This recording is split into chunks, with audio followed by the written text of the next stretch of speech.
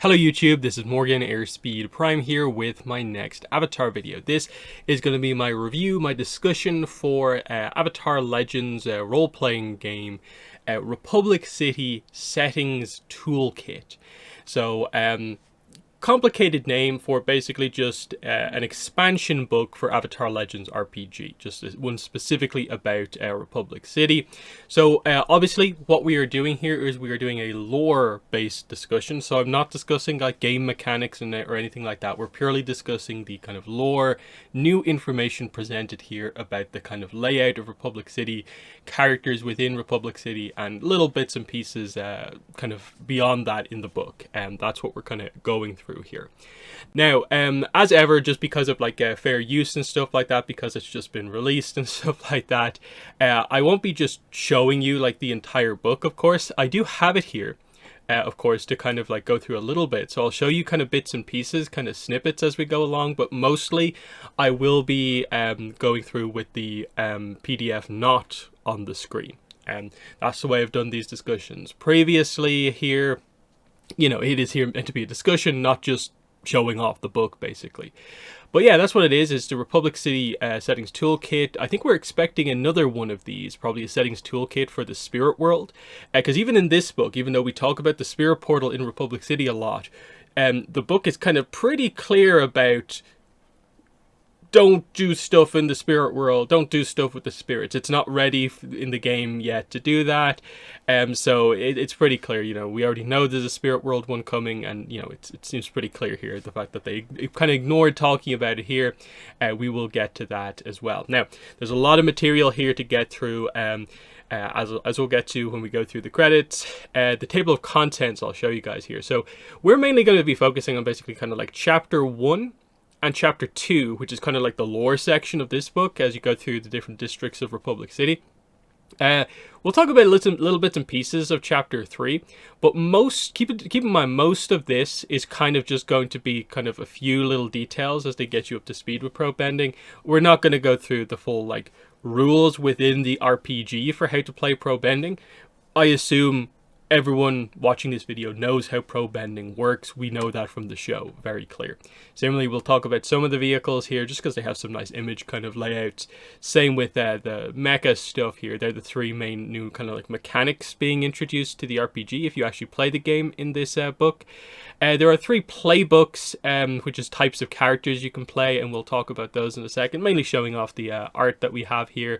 There is an adventure here. Now, I won't be covering that in this video because I think there's enough material to cover just with the Republic City stuff. I'll do a separate video in a couple of days covering the quick and the quarrelsome here, this new adventure, which is a more directed story that you can play as a campaign.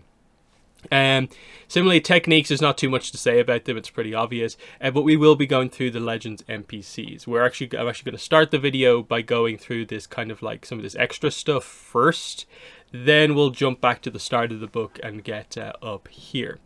So let me just scroll my way down to the Legend NPCs, and we'll cover them first because I think they're often like times one of the more interesting kind of parts of the book.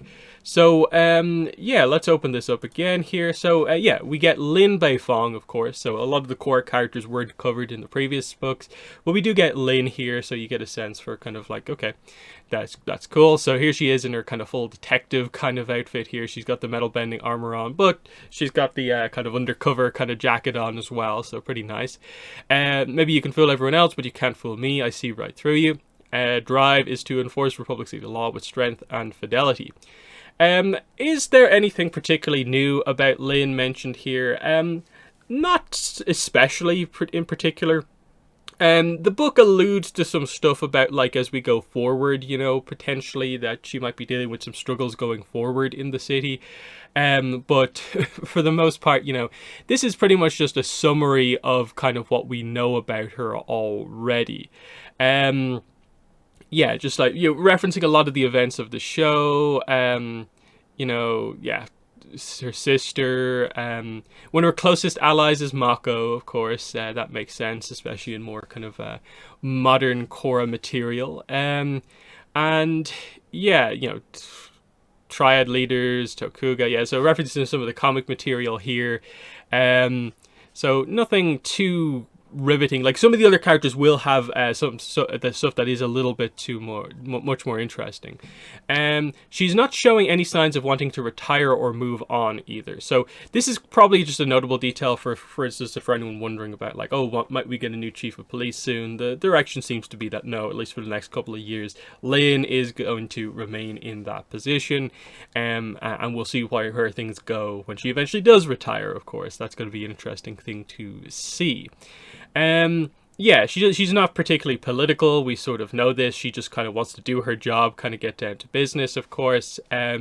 She didn't particularly like Raiko, and she actually thinks President Moon is actually okay.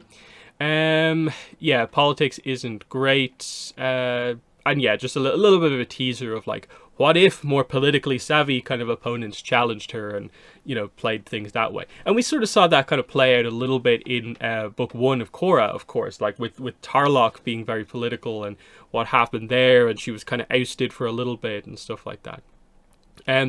You know, you get the different sections here, you know, her techniques, metal bindings, detect the heavy step, wire smash. You get a section describing how she is as a teacher if your campaign leads you in a direction where you maybe need to learn earth or metal bending or seismic sense from Lin herself. And so, as you'd expect, she doesn't particularly have a lot of patience. She is quite busy and so on. So is she particularly going to have a lot of time for you? You have to be very professional and disciplined if you want training from Lin, is basically the idea. So in the same way that she got sort of tough teachings from Toph, as kind of covered up here, just the expectation that, you know, yeah, that's the way you have to be with Lin. Where to find her, as expected, it's Republic City Central District, police headquarters, maybe in or around the mayor's office, depending on kind of what's going on here. You know, there's maybe a chance for Air Temple Island or the Spirit Portal if there's events or notable things going on. And then, of course, she does have the connection back to Zhao Fu. But there's nothing super interesting there about Lin. Zhu Li is the next legend NPC. So, of course, a non-bender character here, of course, but she is our president, so that is the interesting thing. Imagine what it's like to walk in their shoes. If enough of us do, we may someday find balance as a society. So, yeah, we just covered the idea of, like, they don't cover too much of her backstory, which kind of would have been a little bit interesting, just covering that, like, yeah, she spent most of her time with Varric, and now she's the president, and now she's married to him. Bit of her involvement in kind of everything else, of course. But the key point that this book is really about is that you do, I suppose, get a little bit more sense of like the kind of political landscape of Republic City, in the kind of comic era, post Ruins of the Empire, and what's actually going on, basically.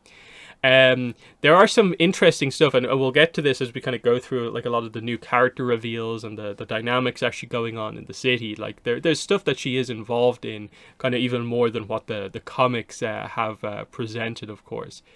So yeah, we have kind of stuff like that. Yeah, you know, political visibility. She raced against Raiko and won. Reference to the previous things, and yeah, here is not really the time where they go into a lot of the extra stuff here. Just that she is a much more positive and compassionate leader than Raiko was, of course. There is actually a little bit of an interesting reveal about like Raiko, actually, as we'll get into as we go through, about like what he's doing these days now that he's no longer the president. Again, like Zhu Li as a teacher, it's a little bit more like, when are you going to get the opportunity to learn directly from the president? And like, there's a lot of stuff going on here. But you know, she's you know, skilled in a lot of different kind of maneuvers and stuff like that. She knows what to do. And obviously she's more of a kind of like, you know, non-bender fighter with some more kind of technical skills is more of the idea with Zhu Li. And yeah, I don't think there's too much to say about like what they kind of talk about here. Where to find her, of course, she's the president, you know exactly where she's going to be. They get a little bit more specific about, because she's married to Varric, you know, she might be in or around these sections of the city where Varric's kind of corporation is. And of course, she's going to have Bolin around her a lot because Bolin is her personal aide, of course. And then we get into Mako, of course. So pretty exciting stuff here. Yeah, I know you're just looking out for number one, but there comes a time where you have to grow up and realize you have a responsibility to help others. His drive is to defend and provide for his loved ones, which makes a lot of sense. And again, pretty standard stuff here that we know about from the show, as well as Republic City Hustle. But, you know, a lot of stuff brought to our attention here. You know, as a boy, Mako learned lightning bending from the infamous lightning bolt Zolt. A little bit of information that's kind of maybe not been the most clearly presented elsewhere. And so just, you know, it being just directly stated super clearly like that is a nice thing to have, even though we knew it was kind of already the case. But yeah, as a boy, like, he did learn lightning very young, speaking to his skill, of course. The whole nearly going down the full triple threat path, except for when Toza kind of intervened. And then, yeah, we go through a lot of the situation here of book 1, 2, 3, 4.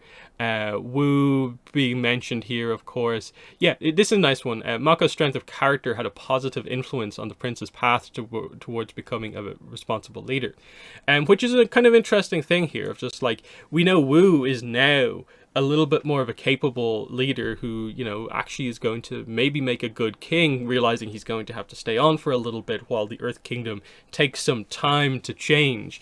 Mako's influence on Wu has been quite important, definitely. And yeah, the reference in the comics stuff here. Yeah, he is a detective now, of course. Reconnected with his family in Ba Sing Se, member of Team Avatar, supporting both found and biological family, of course. No interest in slowing down or changing paths, determined to continue doing good. Yeah, exactly what you would want here. And yeah, Mako as a teacher here.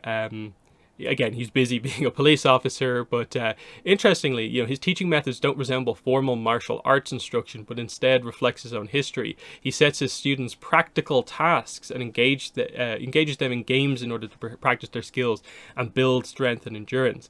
Winning fights is great, but Mako wants you to learn how his lessons apply to work and play as well. So, very interesting stuff here. It's just that, like, he wants a certain level of seriousness to this, but also willing to also accept the kind of fun aspect of some of this stuff as well.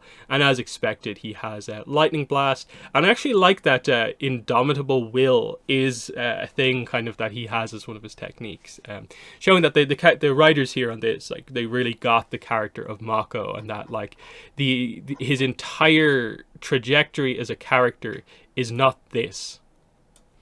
Which is kind of, in a way, the problem with the show in certain sections, is that this is all that gets focused on with Mako, when there's all this other stuff that he is involved in, of course. Where to find him, of course, it makes sense that this is where he's going to be. Republic City kind of police department. Will occasionally watch a pro bending match, reliving his old days in the arena. So, you know, that's kind of interesting. Moving on to Bolin here, so you can see the art for Bolin as well. He gets the good power from early on in the show, of course. And again, they reference the obvious stuff here as well. They actually specifically reference Republic City Hustle right here, along with the whole Toza situation here. And again, it's the very obvious stuff. Of course, he has the more direct plot that involves the movers, and Varric is a bit more involved in Bolin's side of the story. You know, he discovered his latent talent for lava bending, of course. And yeah, then entered the service as a personal aide. He's taken to it well so far, but Bolin now stands at a crossroads, choosing between service and spotlight for his life's next phase.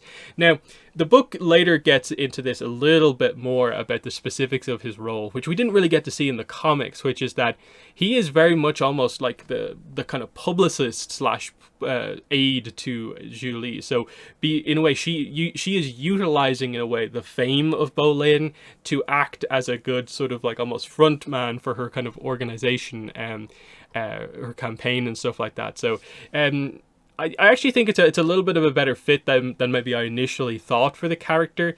It does still feel like it's a little bit of a kind of odd position for him, where, like, you understand going into the future. I think, yes, he is someone who I think would make a a decent kind of politician in the sense that he's actually going to be one of the good ones in a way. But there's always the contrast with the fact that he's a lava bender, and thus that makes him one of the most powerful benders in the world. But his whole trajectory as a character otherwise seems based around kind of politics and maybe not being involved in the action as much. But they're getting across with the whole team Avatar will reform when required, of course. And that's the kind of whole idea here. Bolin as a teacher here, he's obviously much more jokey and kind of fun than maybe some of the other characters we've covered so far. Creative solutions, helpful suggestions and stuff like that. But he's still, hardworking overall. And he still has the similar path as Mako, and that's what's expected from him. And yeah, he's just going to be all over the place, kind of following Zhu Li, doing stuff for her, of course. But as is mentioned here, he might be on Air Temple Island with Opal as well. He also has, as you can see here, 2 lava techniques, Lava Star and Lava Moat. Pretty nice. Iroh, General Iroh here, Iroh 2. This is where we actually do get some interesting stuff, because he is a character we don't really know all that much about. Because we haven't really explored the Fire Nation much in the Korra era, there's a lot of very interesting stuff with General Iroh. So, the backstory by itself is interesting. No, they don't mention him having a sister. It's written in a way where it doesn't rule out the idea that he has a sister, because they just don't reference it. I think it's talked about enough to where they could still absolutely introduce Iroh as having a sister, like Azumi is having a daughter, which is this kind of like pseudo kind of half kind of canon thing that can still come into play, because it was a plan, but they didn't go with that plan. But we also haven't explored the Fire Nation, so it's in a bit of a weird spot. But he grew up with his family expectations to embody and uphold the novel direction in which Zuko and Azumi had led the newly peaceful Fire Nation. He could have easily walked into any Fire Nation officer school. However, because of all the tales of like these important people from his life, he wanted to do something a little bit different. He wanted to prove himself, kind of like they did. And having always felt the draw of the ocean, and determined to learn from the best sailors in the world, he petitioned feverishly to train with a group of elite Northern Water Tribe warriors. He fell short of the competencies required and was heartbroken, but he did manage to secure a position serving on an infamous fleet of the Northern Water Tribe vessels, with the reputation for teaching various forms of seafaring espionage. Despite his family's protests, Iroh insisted on going, becoming its first ever crew member from the Fire Nation. So that's an interesting one. So it's one of those ones where it doesn't seem like is it quite like he became a pirate for a little bit. It seems like it's not quite as maybe nefarious as that. But he certainly learned some tricks of the trade that seem kind of pirate-esque in all of this. But it ultimately does seem like it's relatively like respected in a way what's happened here. So it's a bit of a interesting one here. Iroh struggled with Arctic survival and skullduggery, as well as unfamiliar martial arts, but eventually he won esteem from the Northern Water Tribe crewmates for his indefeatable attitude. Upon completing his training with the fleet, a surprised but impressed Zuko and Azumi suggested that Iroh's cosmopolitan education would make him an ideal United Forces officer. So, I think that's a nice backstory. Just that, like, it wasn't the standard kind of origin story for him. He went through some kind of trials and tribulations of his own, and so he has a bit of a Northern Water Tribe connection, which is kind of an interesting and almost like unexpected turn that we didn't really know about for the character. He joined the United Forces, ascended to the rank of general, younger than anyone else. On the job, he mastered a dizzying array of martial skills, from lightning bending to grand strategy. And this is where we more get into the plots from the shows and stuff like that. His whole life he's inherited problems bigger than him. His fault, but nonetheless his to confront. It remains to be seen how he will balance his identities as a United Forces General and Fire Nation Prince, as well as how the world responds. So they're still sort of leaving it open there. They're not attempting to tackle the whole question of when Azumi, when it's time for her to maybe step down and the Fire Nation needs a new Fire Lord, is he going to take that up and leave his position as general? And again, if there is, if he does have a sister, it would open it up to him basically ceding the throne to her, maybe, and him continuing in this high up position in the United Forces. It's what makes him a super interesting character going forward, because you think of him as a general in the United Forces before you think of him as a Fire Nation prince, because it's so unexplored, basically. So of course, as you'd expect from someone like him, he's skilled at kind of almost like everything he does. But he's also a military man, but he seems quite reasonable. So like, he seems like a pretty good teacher overall. You know, if you're not there for the philosophy lecture, Iroh won't teach you to fight, period. So he is going to kind of teach you the background to everything as well as the actual skills. But his one teacher, his weakness is that because he's so naturally talented, he almost struggles with the idea of, if someone struggles with a lesson he's teaching, he doesn't quite know how to help them get to the next level in a way. But so some interesting stuff here. Definitely, like this is definitely the biggest like expansion on the character, because they had to get some expansion here to flesh him out like at all overall. Where to find him? United Forces Navy Barracks, of course. And yeah, just the really kind of obvious stuff there. He also has Lightning Blast, Jet Flight as well. And so yeah, that is the Legend NPC section here. Now, there's obviously some key characters we didn't get there, but again, keep in mind there's probably going to be a similar book with the Spirit World, and I'm assuming that's where like Jinora will get her Legend NPC, and a lot of the other core a lot of the other characters I think from other eras who haven't been explored, because the Spirit World I guess won't be specifically Korra focused, but I still think it will probably lean in the direction of being relatively focused, because it's probably the easiest era to actually go into the Spirit World. But we'll see what they actually do there. The next section of the video, I'll quickly cover the new playbooks, mainly just to cover the new characters, images that we get. So you can see here is a character, a water pro bender here. This is the Adrift. Now, they may choose to attach this character onto like a pre-generated character at some point, but I don't think it has been so far. So I don't think this character has a name yet. And yeah, just the general character archetype again is what they're going for here. Trying to find a cause and a purpose to invest in. Play the Adrift if you want to encounter conflicts around what to care about, and when caring too much is dangerous. So we won't focus too much on a lot of this stuff here, but you can see, you know, pretty nice, you know, pro bending move there. Then we have the Aspirant here, so some sort of a mechanic going on here. Pretty nice design overall. Aspirant hopes to change the world, and to do so they seek fame and influence. Play the Aspirant if you want to contend with reputation and the demands of those who see you as their hero. So yeah, pretty interesting. There's another look at this character on it, working on an engine. And then we have the Outcast. I think this was one they previewed actually, because I definitely think we've seen this scarred airbender before. Yeah, the Outcast was thrown out of their home for their unwillingness to compromise their integrity. Play the Outcast if you want to see things clearly and act on them while seeking a place where you can fit in. So pretty cool. There's another image there. And again, you can see in the transition between chapters, you do get the more important, interesting images.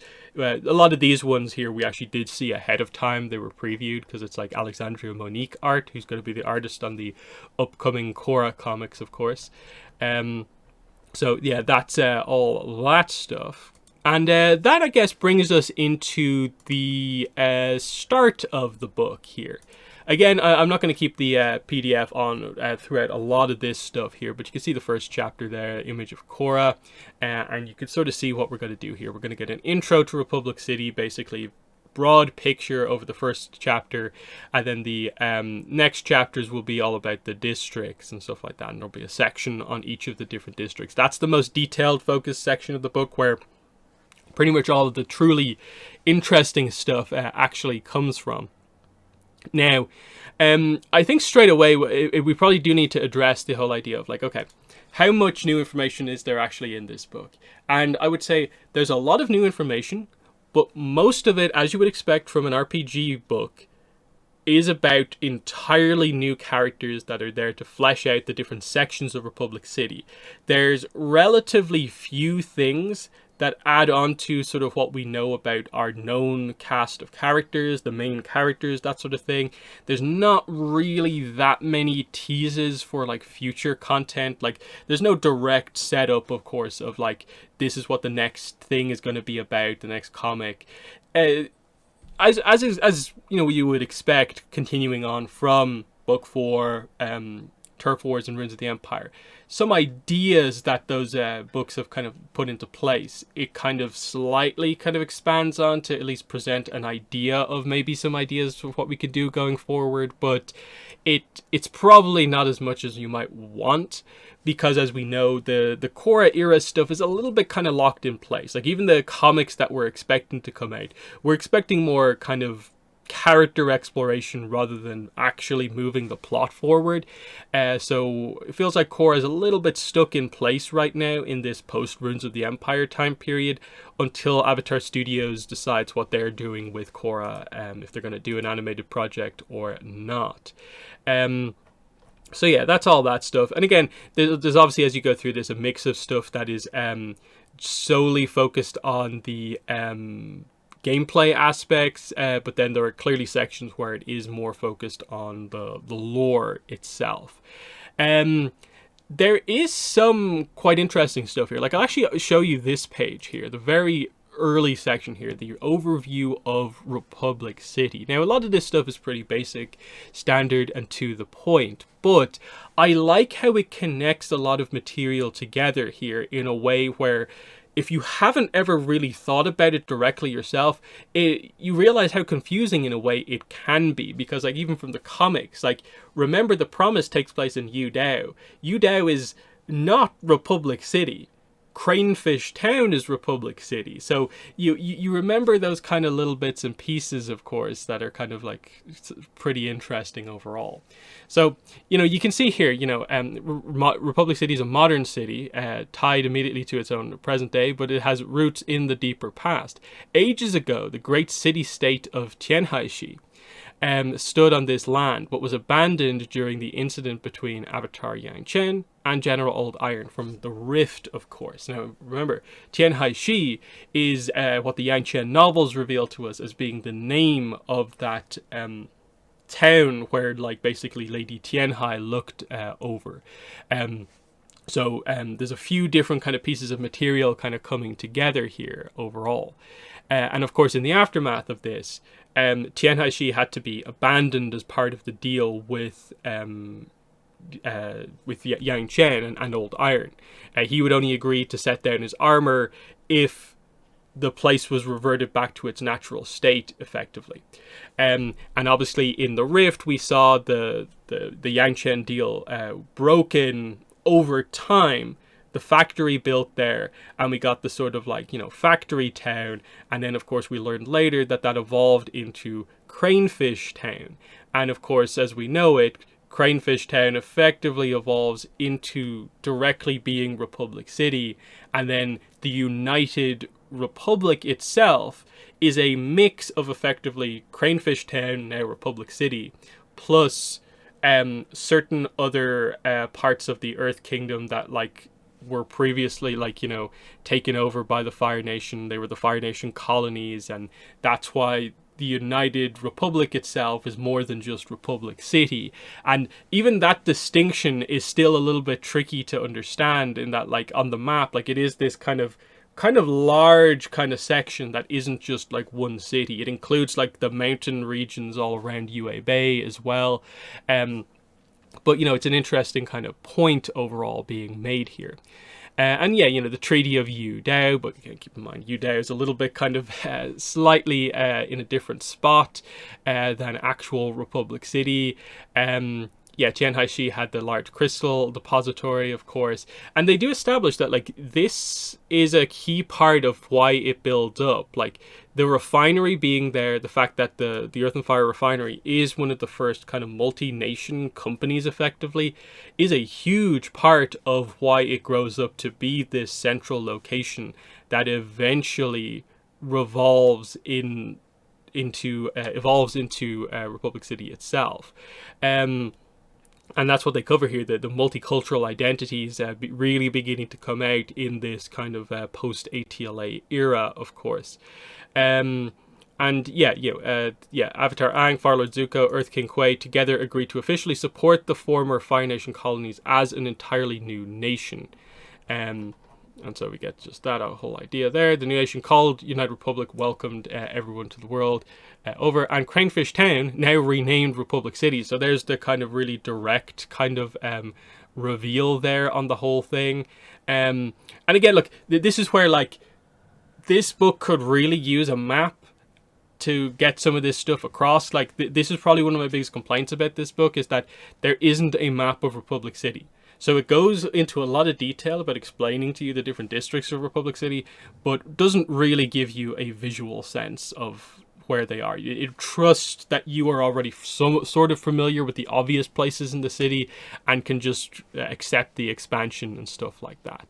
So that's kind of what they kind of cover here. I just thought it was a nice summary of a lot of the kind of somewhat confusing details, given that, like, we haven't got the full story, and we're hoping that the 2025 movie with the Aang and Co as when they're older covers a little bit more of the kind of gap period that we don't really have a lot of information on.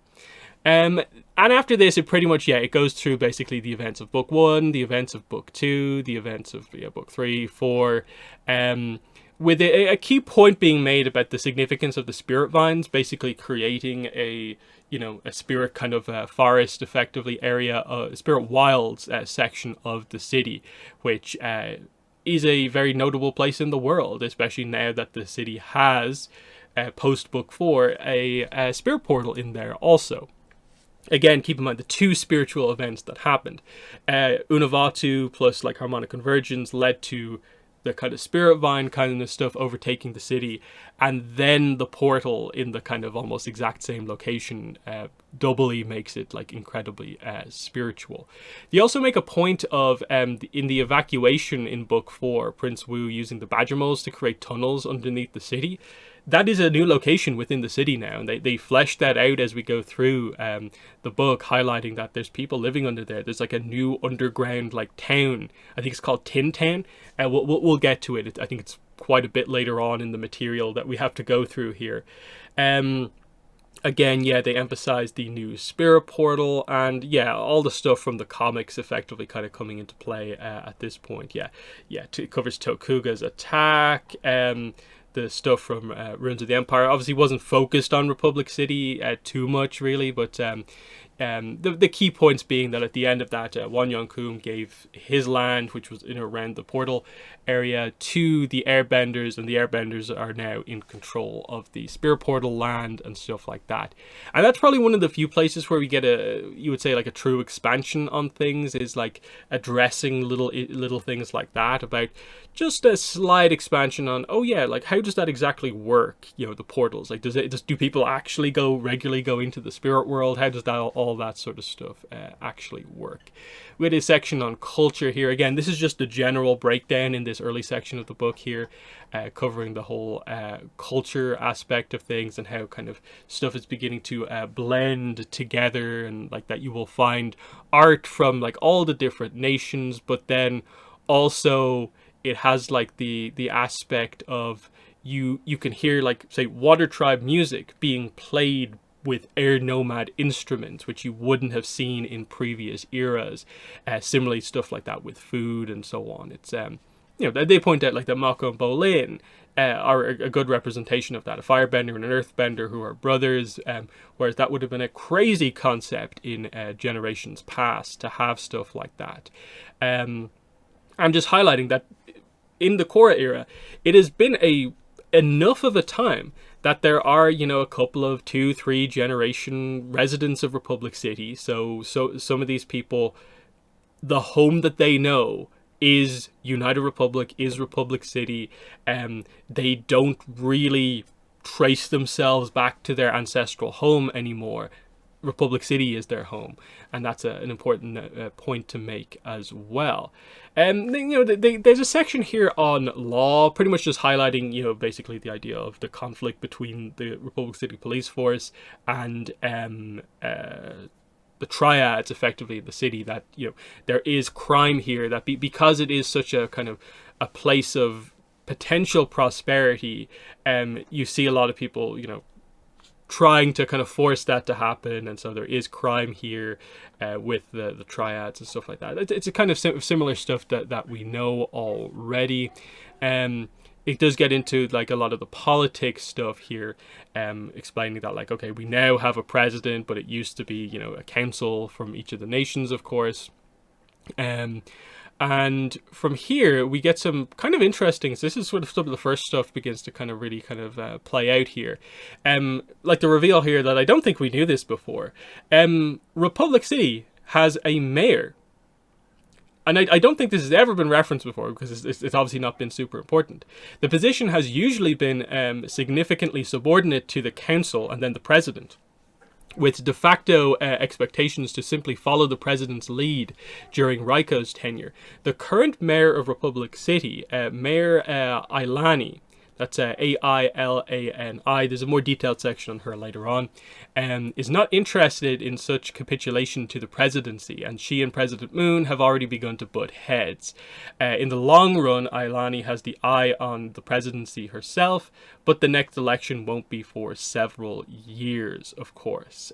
So that is an interesting point there. And then the other thing with politics that they sort of get into here is there is a worry that the kind of corporations, the big companies within the city, potentially have too much power, and there's kind of conflicts of interest. And this is maybe the main criticism of Zhu Li as president, is that she's married to Varric, who owns a big company, and she's getting a lot of kind of aid to rebuild the city from these companies. And how much do they like that kind of the only way the city is succeeding is by working with these companies, and that's the only thing making anything happen.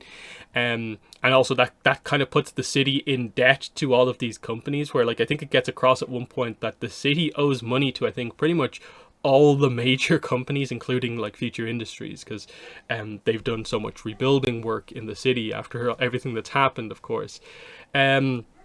Raiko has a radio program now. That's one of the reveals here. The Raiko Report. And this is how he is keeping himself in the public's mind. So it is very much this guy of like he's obviously, it was revealed in Turf Wars that he is not a good like leader at all, basically. Like they really committed to that, and so here he is trying to kind of just keep himself in the public eye here with his kind of radio program, his podcast, whatever way you want to call it. Interesting stuff. And yeah, of course, politics is the next section that they kind of cover, highlighting that, yeah, there's a lot of advancement from all these companies, but of course there is a lot of debate about spirit vine energy and if it should be used or not. And this relates to some of the more the newer material, especially from the starter set, the Korra adventure there, covering some of that stuff as well. It seems like the statement on spirit vine energy at the moment is that some of the companies are still looking into it, but Korra and the president both agree, along with Varric, of course, who brought it forward quite a bit. There's an agreement from a lot of the kind of key leadership that, like, no, like they're not allowing the kind of research into it, at least at the moment, basically, because it is so dangerous, and it was like such a plot point, of course, before. And yeah, they get across, yeah, cars, mecha tanks and stuff like that remain a thing, as is expected, you know, because like the three of the main mechanics that they're introducing in this book are going to be, of course, probe ending in detail, how to utilize vehicles in your games, and then how to utilize mecha in your kind of games and combat. So there's that. And then, yeah, it goes into the section on entertainment, highlighting mainly stuff that the movers have spread across the world. They are not just being made in Republic City, they are being made in other nations now. And again, if you actually read the free comic book day, sorry, the free RPG day Korra adventure for this game, that one went heavily into the movers industry. It's actually a really interesting one. I have a video on that if you want to check that one out. Quite an interesting one, because it's very much like on-set politics and stuff like that. It's very interesting. But yeah, a lot of that stuff, pro bending, gets brought up quite a lot here. It is slightly disappointing to me that there is some slight expansion on pro bending, but is maybe not as much as you think, and that like we don't really learn who like the current champions are. It doesn't give you that sort of a listing as such. I think we learn about maybe 1 or 2 new pro bending teams, but there's not too much detail on them, unfortunately. There is a section on spirits here, just highlighting that, of course, with the spirit portal, there is an ease of access for both humans and spirits into each other's worlds, and this in general leads to the Republic City having like so much more human spirit interaction than like anywhere else in the world. And this is where the new Air Nation is coming really heavily into play, because they are sort of the ones kind of guarding the area around the spirit portal, and making it into sort of a place where, like, you know, people are allowed to come in there so long as they're respectful, and they're going to provide tours and guidance for people like when it's kind of relevant and stuff like that. And they do, I think, roughly allude to the idea that they will bring occasional people on like tours like into the spirit world, so it's like a cautious sort of sense of like, if you really want to see it, we will show it to you, but there's a general kind of warning about like, yeah, if you are not prepared, you probably shouldn't just go into the spirit world. And so it is being kind of quite heavily guarded. And of course you have sort of key characters like, say, Janora is quite busy of dealing with, of course, spirits who, I guess, come through, because they kind of highlight that yeah, more powerful and larger spirits like could pass through whenever. So that becomes a little bit of a problem. Like, what if a very powerful, like, malevolent spirit comes through? You're gonna need, like, say, Korra and Janora especially to kind of jump in there and help out. And that's sort of the idea here. If you haven't seen it before, here's a really cool shot of Lin as we go into the start of the chapter on the district. So the entire section just before that, that goes up to how many pages? Yeah, about page 15 there. That's just all about the general idea of concepts in Republic City. They will be explored more as we go through these different sections on the different districts here. So going into chapter 2 here, this is where we get into the specific districts. The first section here is just to kind of cover the basic idea of like, okay, here's some absolute basics that will be kind of general across all of them, of like, the police department is going to have some sort of a role in more or less all the districts. Spirits might be there in all the districts. Triads will be all over the city, of course, that sort of thing. Then just it highlights reading this section is that there's going to be a basic description, a theme associated with each district. This section isn't super important from a kind of lore perspective as such, because if you just read the details, like, you get the theme anyway. But it's a nice enough thing that they include here: important location, notable figures and groups, and there are a few plot hooks if you want to specifically set a story in this section of the city. So here's the basic rundown of the different districts of the city that they are presenting here. So we have the Central District, which is the political hub of Republic City. Play in Central District if you want to involve yourself in politics of the city and its police service. Downtown, the financial and technological heart of the city. This is where a lot of technology stuff is going to be. Yue Bay is, of course, the entrance to the city. Play in Yue Bay if you want to dabble in pro bending or aid in the development of the Air Nation or Air Temple Island. Old Cranefish Town is interesting, the historical roots of Republic City. Play in Old Cranefish Town if you want to help preserve a piece of the city's history. Harmony Park the city's glittering center of entertainment and fashion. Play in Harmony Park if you want to rub shoulders with the who's who of Republic City and be seen in all the right parties. Roku Plaza, the home of Republic City University and Fire Lord Zuko Library. Play in Roku Plaza if you want to help quell an upcoming equalist threat and help shape the future minds of Republic City. So the equalist stuff is actually probably covered a little bit more in the first Korra era adventure from the starter set. It goes into it in a little bit more detail, but this adds a slight extra nuance onto it, interestingly. The Spirit Wilds, the home of Republic City's Spirit Portal and the hub of spiritual activity. Play here if you want to interact with the spirits and work for balance between the physical world and the spirit world. Green Meadows, the prime example of an industrial district in Republic City where workers strive towards unionizing for better rights. Play in Green Meadows if you want to help fight the good fight and get workers their due. Dragon Flats Borough, we've heard of this before. The part of the city rife with triad activity where the lines between legal and illegal are blurred. Play here if you want to get into triad business for better or worse. And the underground, the tunnels deep under the city, many dug or expanded by badger moles. Play in the underground if you want to explore the unknown and stop illicit activities hidden from the light. So that's the basics there if you just want the kind of rundown here. This is definitely the section where like I do wish there was just a map that followed this up so we had a better sense for like where specifically they mean. But instead it's kind of done like this. At the start of each section you just get a general sort of that's just Republic City, and then here is a piece of concept art from like, you know, the art books basically that covers a location in this district of the city. So visually they show you a little bit, but like it is really not as much as you probably think it is. And again, as you would expect, this is again the way it's covered, like important locations: Central City Station, City Hall. There's a general description there. There's the theme here, the temptations of wielding power, which would make sense, you know, Avatar Korra Park. The theme, of course, makes sense in the context of this is where all the big stuff happens, the power players. So that's what we're kind of talking about here. So yeah, the Central District here.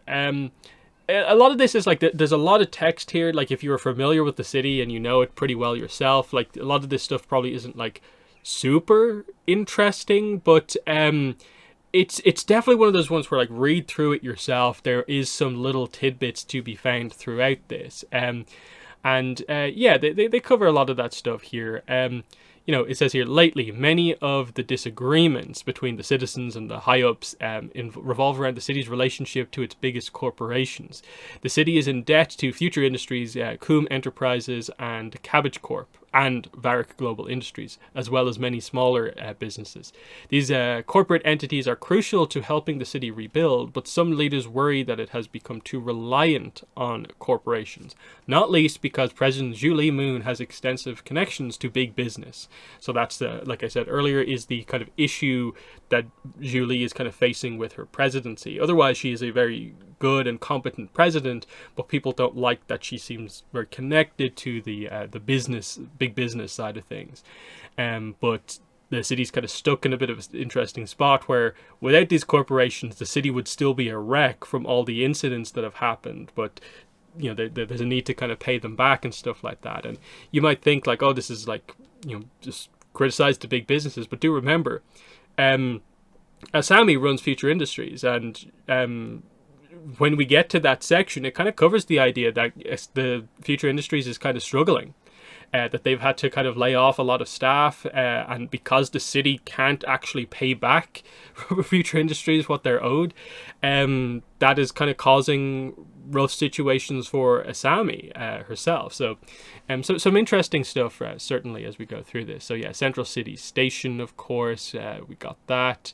And it just covers like a lot of little details, like, you know, scammers, pickpockets are going to be in or around here. There might be some triad activity. City Hall, of course, we know very well. This is where the offices of both President Moon and Mayor Ailani are. So this is where a lot of the big action is going to happen on the political stage, effectively. Police headquarters, of course, we get that here. And just again establishing that they have to fight against the triads, but also get involved in the bigger incidents that end up happening here. And that's kind of where it's noted here. Like, there's a little bit of conflict within the police force. In particular, Captain Zhong, Zhong, has begun to petition for many more mecha suits to be added to the arsenal of the police force. Mecha suit-equipped officers would be that much safer and more capable of stopping dangerous foes quickly, they argue. But for some, the idea of Republic City police officers patrolling in mecha suits feels tantamount to being occupied by an army, and there's the conflict there of how far do you go with that sort of stuff, especially when, like, in the Avatar world, like, normal people have bending, have these kind of crazy powers and stuff like that. It's an interesting one. Avatar Korra Park. There's a little note here at the start that, like, it's officially named Avatar Korra Park, but if you ask anyone in Republic City, it's just the park. Only tourists say the whole name. So fun little detail there. They do cover, like, details, like, kind of as expected, that this is where you'll see a lot of low-cost activities, like self-defense, dance classes, theater performances, junior league pro bending happens out here in the big park. And then there's an interesting note here. We'll get the details on these later, but recently the Wandering Mask troupe, a group of plucky actors from all over the Four Nations, have been performing in the park. The troupe isn't afraid to push boundaries for their art, and their boldness has landed them in trouble. So two performances. One is a scathing review of Zhu Li's rise to office, which is a poorly veiled, and also a poorly veiled parody performance of the Triple Threat's recent activity called The Spirit and the Triad. So a bit of a controversial group there, of course.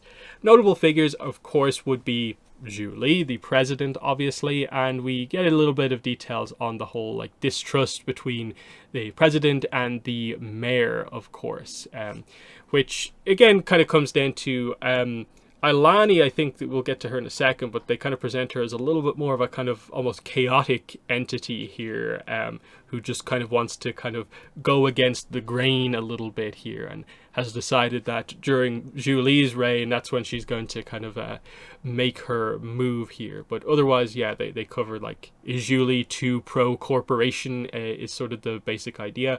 But otherwise, she's handled quite a lot of incidents that have happened recently very, very well. That's the whole idea here. Lin, of course, chief of police, obviously. There is a subordinate who has eyes on her position. Officer, what's this?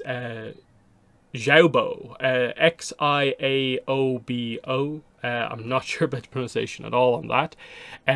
He has been throwing around accusations that she's weak on crime, and Lin is kind of unsure who specifically she can trust or not. So there's a couple of things going on here, along with the, like, other guy who is petitioning for them to get lots more mecha tanks and be more patrolling in them, like, at all times. But it's noted here that she has, like, really loyal people, reliable, like Mako, to help her out here. So she, in terms of just doing police work, she is the chief of police that is needed here. Bolin's little description here is kind of nice. It says, in his current job as presidential aide, Bolin is as much press secretary as personal secretary. When aggressive reporters, overzealous supporters, angry protesters, or even triad toughs show up at the city, Bolin draws on his extensive experience to charm the visitors and smooth political inroads for Zhu Li. So he's actually doing a very good job here. It says here, press coverage has grown far more favorable, and objects being thrown at the president have declined 56% compared to the Raiko administration. But Bolin can't shake the uncomfortable certainty that in politics it's impossible to get everyone to like him and his friends. So he also, they establish here, Bolin is trying to mend the relationship between the mayor and the president, because he actually likes both of their approaches to a certain extent, and if they work together they could get something done. So I think that's a pretty nice kind of positioning of Bolin, where we didn't really get this in the comics, but, like, actually saying that, oh yeah, in his new role, this is what he's actually doing, I think is actually somewhat interesting. Mako here, of course, he gets the tagline Master Firebender and Police Detective. Pretty nice. But basically the idea is just like he's kind of, again, trying to stop triads. That's what he's doing a lot as a detective, and he really likes the work. But it's mentioned here, Mako knows he might have to work with someone as intimidating as Creeping Crystal Triad leader Jargala Omo, again, to take down greater threats. So, just kind of highlighting that, like, from the comics, he's kind of learned that, like, maybe some of the more reasonable triads, he might have to work with them against some of the more dangerous ones. And that's kind of interesting. So Mayor Ailani, who's obviously the most notable kind of new character so far, it says here, populist mayor of Republic City. The daughter of foggy swamp immigrants, Ailani grew up adapting traditional waterbending to grow crops in urban environments. She saw firsthand how these community gardens sustained public health when rapid development and industrialization complicated access to fresh produce or medicinal herbs. She quickly earned the fondness of her fellow citizens throughout the city, and they encouraged her to run for public office. And obviously they note again how it's sort of been the position of mayor has been just a position that you just like shake hands and cut ribbons, but now she's actually trying to do a little bit more, that Zhu Li is in charge. Just mentioned here that she's promised real changes in opposition to the interests Raiko had, but despite popular support, Ailani came to office without allies in the political establishment. As a result, she knows she has to maintain her support to survive, and has sometimes adjusted her beliefs to maintain that support. So she's obviously against the kind of corporate influence here from all the companies and stuff like that. Zhu Li and Ailani tend to clash whenever public support is at stake. And this is sort of the idea of, like, you sort of get the idea she's kind of maybe flip-flopping a little bit in an effort to actually gain power that she needs to make changes, whereas Zhu Li is just more focused on, like, doing what's actually for the best. Yeah, it's just like, it says the more chaotic and confrontational their energy, the more interested in them Ailani is. So she's kind of anti-establishment is what they get across here. But yeah, foggy swamp immigrants is kind of like an interesting kind of concept. The Wandering Masked Troupe kind of gets their kind of focus here. They just kind of cover like some of the idea of, again, this is a controversial group where they do very satirical, cutting performances. One such performance, Hu Ting's hat, was so cutting they couldn't even find a venue to host them in Ba Sing Se. But they found a home in Republic City where they could do all this stuff. There's an interesting one here. The group is led by the elderly Wahyu, Wahyu, who is an actor by trade, and he is the troupe's director. He grew up in the Fire Nation, the son of political activists who spent a portion of his childhood in jail for speaking out against Fire Lord Ozai. So they're all about sort of like free speech is effectively the big idea there. There are plot hooks here about the Raiko report, which is that Raiko hosts a radio show with his wife Buttercup, and it's noted that this is a super popular show, so a lot of the political debate among the kind of citizenry of Republic City probably stems from something they heard on the Raiko report. It's mentioned here that Zhu Li Moon has basically said no one from the administration is to go on the radio show about this, but it's becoming sort of clear that they might have to actually get someone out there to, speak on the show, just so like they can actually have their own voice there in all of this. And there's a setup here that maybe it might be Bolin who might be the one who kind of has to go on it. So the kind of interesting idea there. And then, the other one is the Wandering Mask Troupe is basically the idea that like what someone's trying to kind of stop them from performing their act, because one of them is obviously about the incident that happened in Turf Wars basically, and there's some shadowy visitors kind of like visiting, and it looks like it's actually the Triads, and it's kind of just stop the Triads from taking out this group of actors effectively. So there is the first district. The second district, as you can see here, is downtown, where, as you can see there on the side there, one of the most important buildings in downtown is the Yasuko Sato building, which is the home of Future Industries. I'm not sure if that's new information or not. When I first read it, I definitely felt like, I think that might be new, because I think the whole idea that Yasuko is an architect is new from Patterns in Time. So this feels like a decent expansion, kind of like on that idea. But this is, of course, where the kind of a lot of the businesses kind of are actually located and stuff like that. It's the adventurous and scientific spirit of Republic City is where all this stuff takes place. There's lots of skyscrapers here. Yeah, the 5 largest corporations headquartered in downtown are Varric Global Industries, Future Industries, Coom Enterprises, Cabbage Corp, and the San Ho Consortium. There's also fast-growing startups like Dio Motors, who also have their headquarters there. So yeah, I think this is where we get the section on Asami and stuff like that. But we know little bits and pieces about some of this stuff from like previous material in the RPG, about like certain groups kind of more investing into like Spirit Vine technology, but like that not being kind of what the high ups in the city actually really want. There's a big mention of like corporate espionage here, as each kind of the high-ups at each company tries to kind of find their way in the market effectively on different kind of things like technology and all this sort of stuff. It is mentioned here that, as impressive as the Yasuko Sato building is, it's emptier these days than it was in Hiroshi's days. Future Industries hasn't gotten paid much for the work it has done rebuilding the city.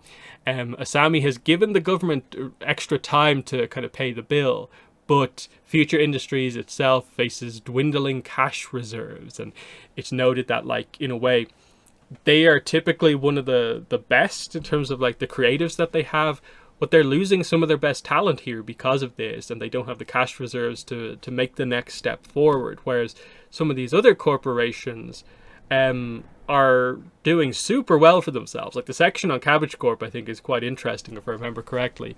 They do mention the tea market here as being the main place for gossip in the city, but I think that's the main kind of core of that whole thing.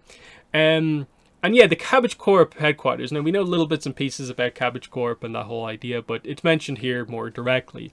During Ang era, an Earth Kingdom-based vegetable merchant founded Cabbage Corp, dedicated to selling consumer and commercial machinery, and also cabbages, at affordable prices. By design, the quality and costs of this company's products are lower than at Future Industries. This company markets to the average consumer within the city, which means their products are affordable but lower quality and less durable. So that's the whole idea here. But Cabbage Corp is flush with cash. And this is because the cabbage merchant was paranoid about any and all threats imaginable because of his experiences in ATLA. So it's mentioned here that the reason they have so much money effectively is because he had like the most incredibly specific like insurance kind of insurance stuff going on. So all this kind of weird stuff that ended up happening to destroy the city that maybe wouldn't be covered by a lot of insurance companies, he had a deal that made it all get covered. So they're getting back up and running, but they have huge cash reserves, so they can kind of do whatever they want here. Vice President Pakuk oversees repairs and renovations. The company as a whole rebuilds their physical production capabilities. In particular, their ability to churn out ever greater quantities of their own automobile design. And they also have the wherewithal to act as a kind of venture capital firm, playing kingmaker among smaller businesses and startups. And then I think in the section on Lao Gong Lan in a little bit, they mentioned that he actually wants to take the company in a direction where they're not just the cheap option on like everything, but that they are the best option at something specific, and he's looking for a new angle for the company to actually make them a huge focus, which is kind of interesting. Because otherwise, it does mention here that like I think in that section as well, it mentions that Cabbage Corp is probably one of the most heavily involve companies in corporate espionage, trying to find the kind of gap in the market, which is interesting. Four Nations Hall was assembled by several major corporations to show off their technological inventions and do some good for the city some years back, but it's not as much of a focus anymore.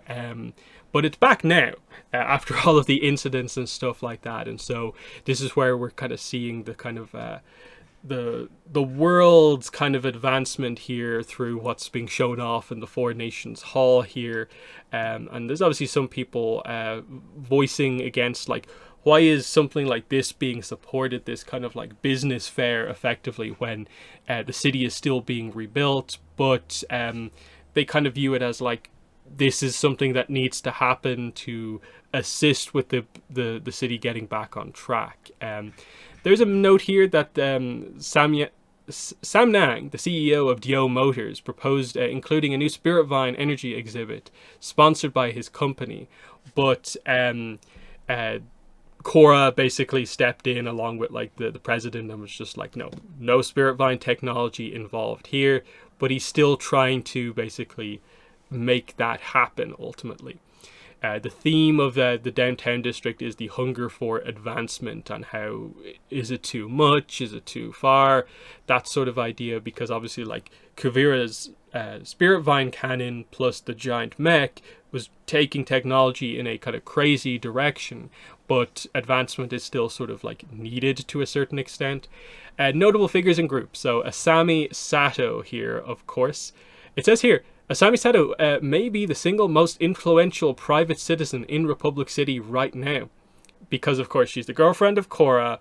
She owns one of these companies, of course, has been hugely involved in building Republic City. You get the idea of why she is so important.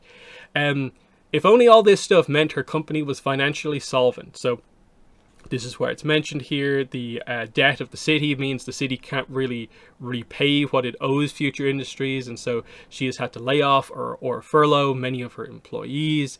And she herself hasn't drawn a salary since she got the company back from Varric. There's just been so many things going on. So struggle for Future Industries is kind of interesting overall. But they do sort of establish that, like, Asami herself, plus maybe some of the high up employees, are still some of the most creative minds in the city. So they have a huge opportunity, maybe if they see a gap, to maybe do something here. And they are hiring for people. And they mentioned that, like, if you want to do a very kind of specific type of RPG game, you could maybe choose to go and work for Asami. At Future Industries is like a cool idea. We do get a section on Lao Gan Lan, of course, who is the son of the cabbage merchant who founded Cabbage Corp. And yeah, high technology at cheap prices. He's been through a lot recently because of the framing incident in the first in the first book of Korra, of course. But they lean into the fact that, like, he's not just some innocent kind of guy, because he's willing to pay handsomely to anyone who does. He has single-handedly become one of the most significant sources of bribes for corporate espionage in all of downtown. He's paying everyone he can for secrets on research any other company is funding, all in hopes of scooping them and beating them to the next big discovery. So, very, very interesting stuff. And again, the whole idea. He wants Cabbage Corp to be a leader in a specific type of technology, not just the cheaper option. So, a bit of a mixed bag there, where, like, okay, that's a nice goal to have, but the way he's trying to accomplish it is a little like, ugh. And it's like, has he, lost the way of old Cabbage Man here? Interesting idea. One Young Kum, of course, from Turf Wars gets mentioned here. Owns what is currently Republic City's most secure and least embattled company. Even after ceding the land around the Spirit Portal to the Air Nation, Kum Enterprises has more cash on hand than Future Industries, more functional facilities than Cabbage Corp, fewer criminal entanglements than San Ho Consortium, and fewer Varrics than Varric Global Industries. So I like that description of Kum as just like, yeah, he may not be the best in maybe every single one of these categories, but, like, he's probably in maybe one of the best positions to make some advancement here, and that's what they're almost setting up here, is that the city is now in a position where like something is going to drop, and one of these companies is going to be on hand to become the world leader in a specific form of technology about some new advancement. So yeah, he's also hiring people and engaging in like espionage, sabotage, and stuff like that. So you know, it's super interesting stuff from maybe not the most interesting character from the comics, but you know, expansion on the business side of things, and then we learn much more about it here, is definitely quite interesting. There's a character called Gontulga, who is an influential peddler of secrets, and this character is from the, you know, hangs out in the tea market and is known to be, you know, a place where you can go to Gontulga and get a lot of information. Is basically information broker type character. This is a character where they feel like they're in here solely for almost like gameplay purposes, that you go to this person and you will get information if you play the game. Samnang is the Dio Motors CEO with bad intentions, of course. So this is where the whole like kind of spirit vine technology kind of stuff is kind of involved here, and of course there's a lot of criminal kind of activity going on. But Samnang is the most eligible bachelor and the most principled businessman in town. Lots of violent associations here. They're focused on civilian applications of the mecha concept: mobility aids, prosthetics, construction equipment, transport vehicles optimized for rough and broken terrain that precludes satomobiles. So you can sort of see here, like, he's got some interesting ideas. He's kind of framing himself as being like this guy who came from nothing and now runs a big company, but actually they kind of highlight here that like his parents were rich landlords and he got a big inheritance. That's how he kind of founded the company, and he's like absolutely willing to sell secrets to like the military or the police to get the money if he wants to. And of course, in a way, almost because there's kind of controversy around Spirit Vine technology, he's almost like leaning in that direction because he feels that's where it's kind of all about. So definitely some interesting concepts here. The plot hooks for the downtown district is basically that what do we got here? Yeah, the triads are becoming more sophisticated. There's like a takeover kind of happening here. So, you know, maybe go into the tea market, gather some information here. Like the creeping crystals are involved here. The Agni Kais, the triple threats, Terra triads are all involved. So, you know, just yeah, some information brokering basically is kind of like one thing you can do here. About the triads, and then also Spirit Vine energy at the Four Nations Hall, and this is where again Samnang wants to have an exhibition here about Spirit Vine technology, about this safe Spirit Vine battery that apparently his company has produced, but it's a lie. He hasn't actually made a safe battery, but he wants to make it come across that way so that he'll get like massive investments and stuff like that. But it's of course being blocked and stuff like that. And so, you know, you get the whole idea. Everyone's after this Spirit Vine battery because they see this as being the next big step. And it almost feels like, is that the whole idea here? Is there going to be a much bigger thing about Spirit Vine technology going forward, and that maybe Cabbage Corp makes a move on this sort of stuff? That's sort of the idea here with this next district. So the next district is Yue Bay, as you can see here. So the shot they chose here is actually pretty nice to just kind of get it across here. It includes like obviously like Air Temple Island, but also includes the kind of main barracks within Republic City for the United Forces. So it gives you a sense of like, did we ever really see this sort of stuff in the show? Like not especially that side of things. But there's certainly some interesting stuff in this section here. Again, like the stuff I'm not showing you, like it's all text. Like there's very few visuals like throughout this book as we go through it. And then even then, most of them are just like the odd screenshot that they'll insert in for like a little bit of context. But yes, Yue Bay is one of the most diverse regions in an already diverse city, because it's sort of like the the first point most people traveling to Republic City will kind of encounter here. So gives you an idea of like this is where that kind of diversity actually comes from. Nowadays, it often feels safest as well. United Forces Navy ships and aircraft project strength and security. Some of the city's most powerful defenders, including Tenzin, Iroh, and Bumi, make their homes in the bay as well. Under the watchful eye of Pema, itinerant airbenders travel to and from Air Temple Island, committed to the Air Nation's mission to offer aid and comfort to the world. Obviously not free from danger here. You know, there are criminals in or around the pro bending arena, because we know there's a little bit of a kind of corruption behind the scenes, even if it's mainly just the kind of betting aspect, but kind of know what's kind of going on there. Like we saw the whole Toza situation, kind of match fixing is maybe a little bit of a thing going on there as well. But yeah, it mentions here the renovated Golden Temple Pro Bending Arena looks great.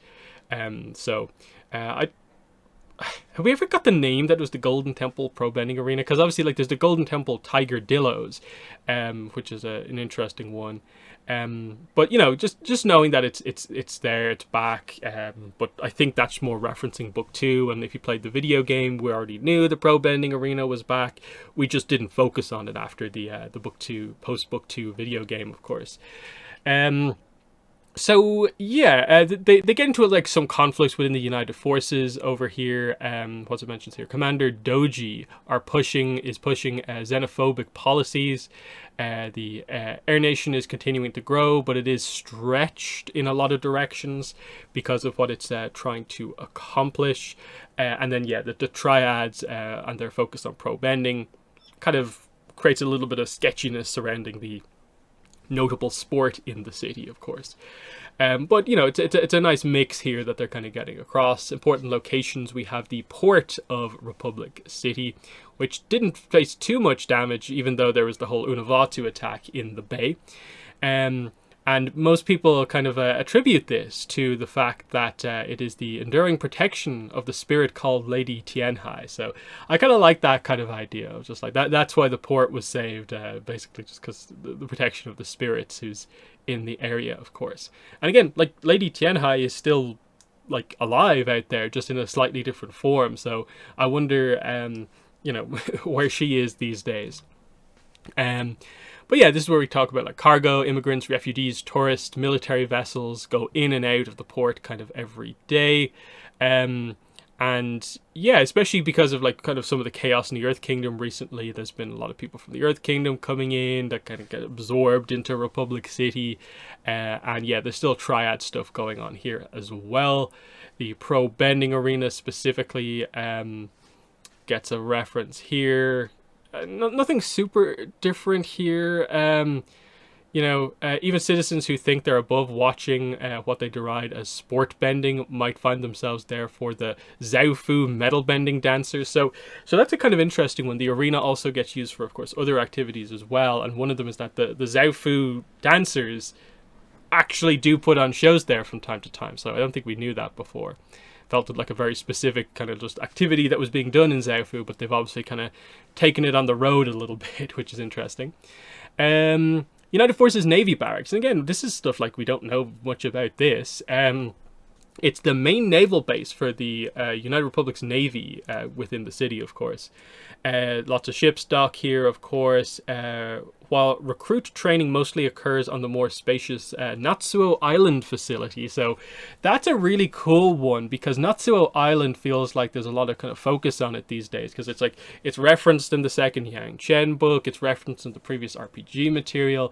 It's sort of one of these kind of half and half islands where it's on the tail end of the Fire Nation, but it's kind of an Earth Kingdom island off the coast. So an interesting mention here, because it feels like, whoa, if you read Legacy of Yang Chen, like, is this potentially like the island where some of that stuff goes down? But just interesting to consider here.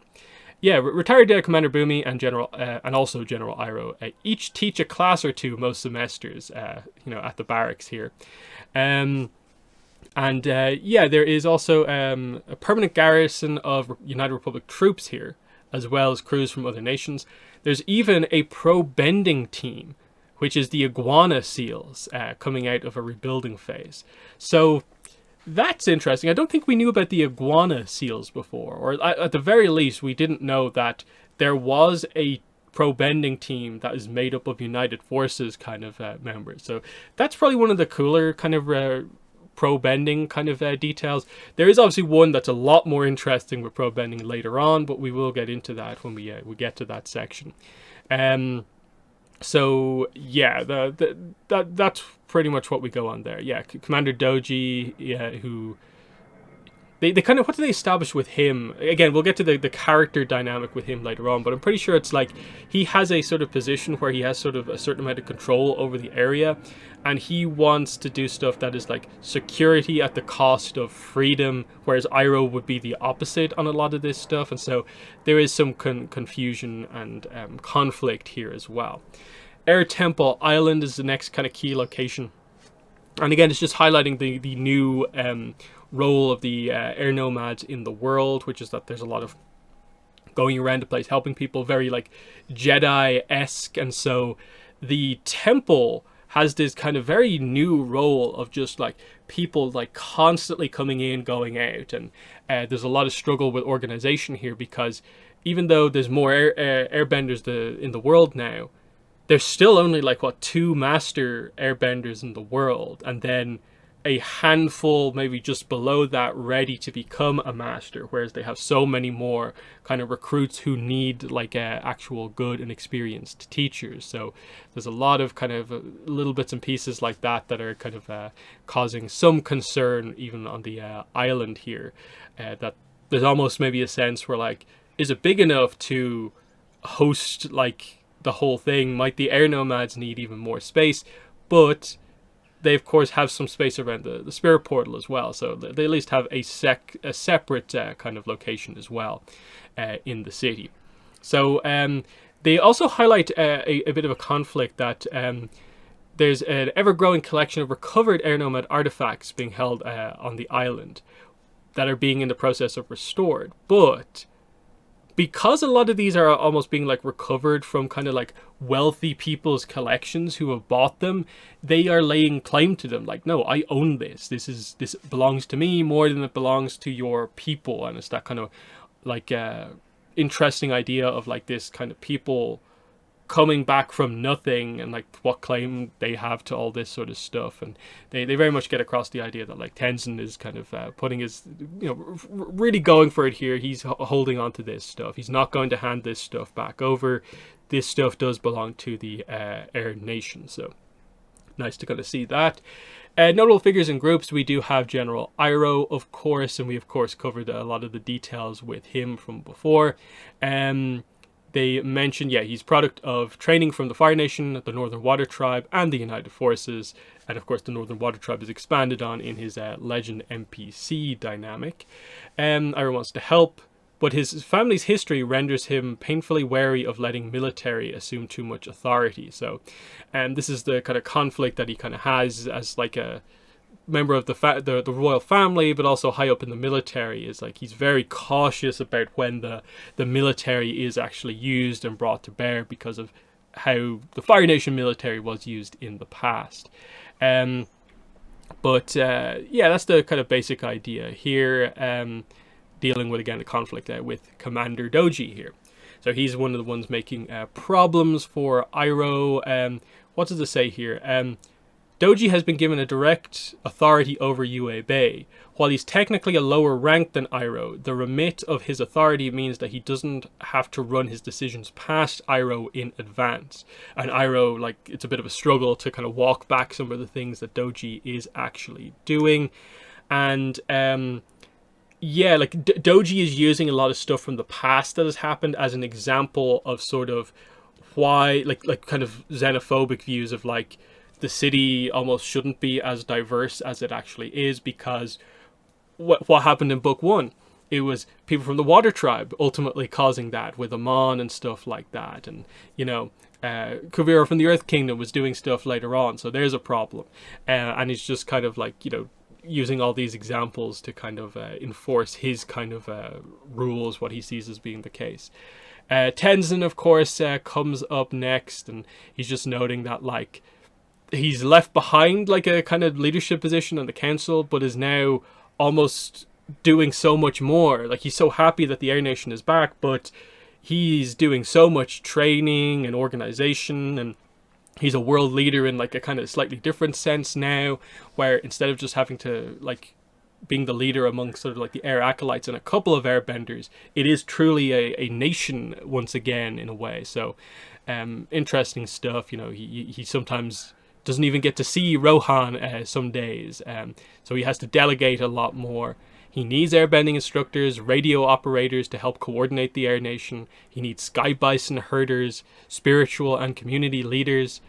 He will train people, but, you know, he needs people who can jump straight in as well.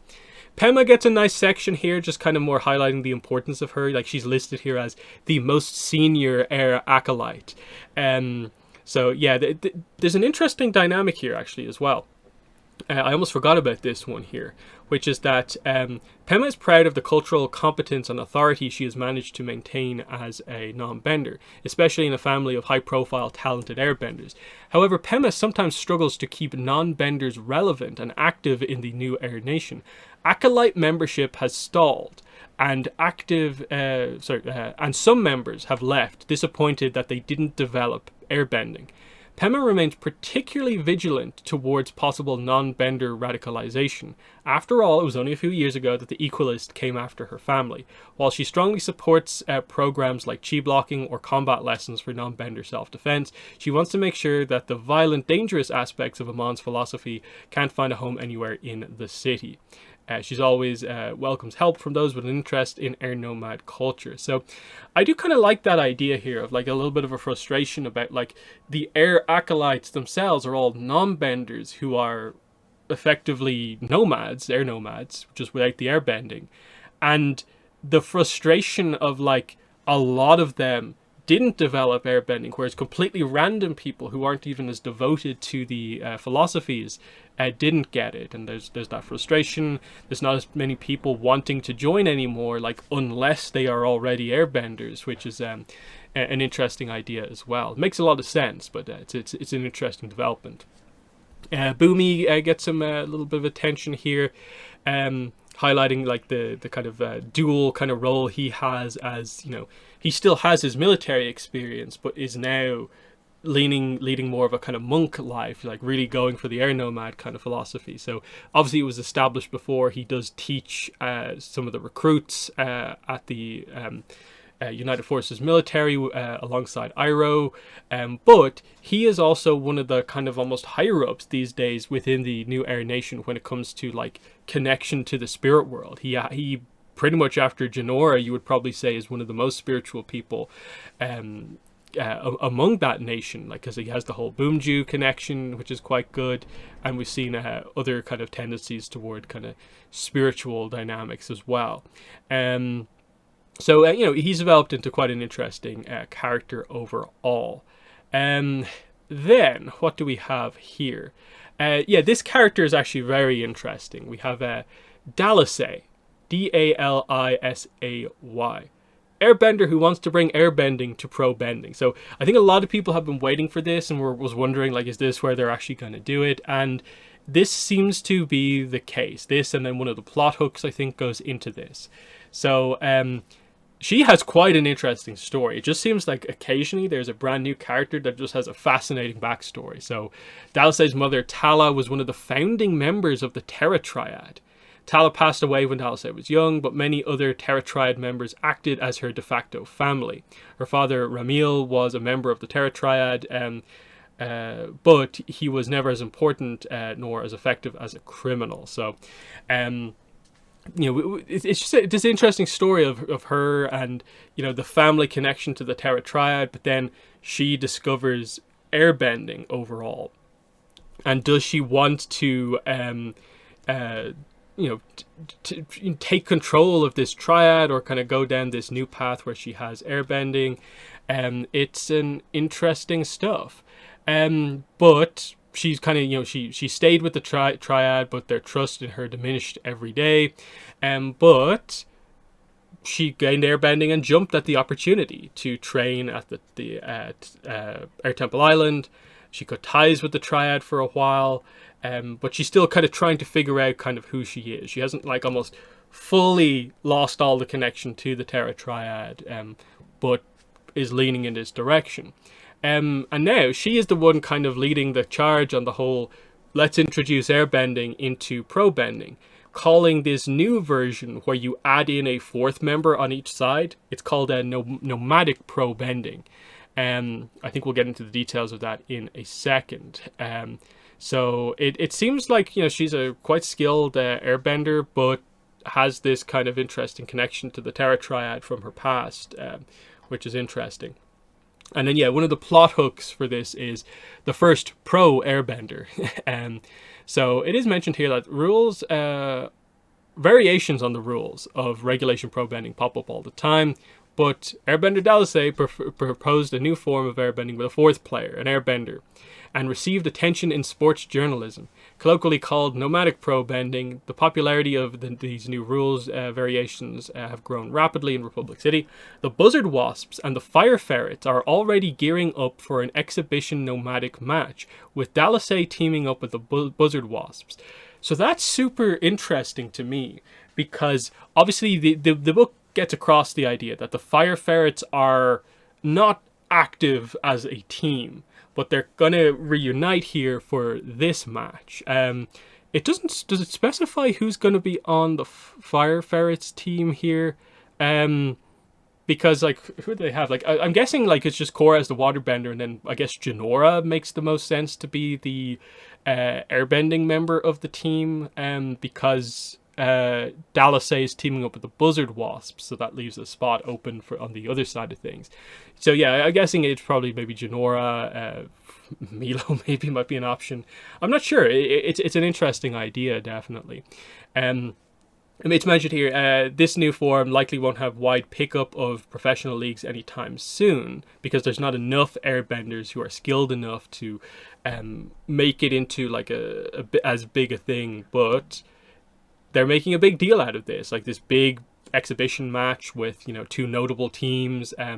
It seems like a very interesting idea here, but her past is coming back to haunt her, and it seems like the Terra Triad, or if she's in the public eye, they're going to like find out, you know, what's going on with her, and you know, the whole situation there. They're asking her to throw the match to get a fortune for the Triad, but does she want to do this? It's a very, very interesting kind of concept here overall. I like that they reference that, and it seems to be the answer for now, which is that yes, airbending can be incorporated into pro bending, but it will never perhaps be at the high extent of the league yet. It won't fully change everything to be this new style until there are much more airbenders and much more skilled airbenders out there. And then it feels like after that, it probably will be the case of like 4-on-4, one of each element, which is probably the way it kind of should have been if the Ernema genocide never really happened, but the same sport kind of advancement did happen. So there's that whole idea as well. Then the next one is basically like the plot hook about like is basically Commander Doji versus Iroh here, and their kind of different approaches of like he's trying to block a passenger vessel carrying new immigrants into the city, whereas a lot of other people want to let it through overall. And like this whole thing about like evidence comes into play, and so and the whole idea of like he effectively can give orders that Iroh can't immediately like rescind. So, you know, trying to figure out like how to kind of get around that sort of stuff. Again, kind of interesting concept overall.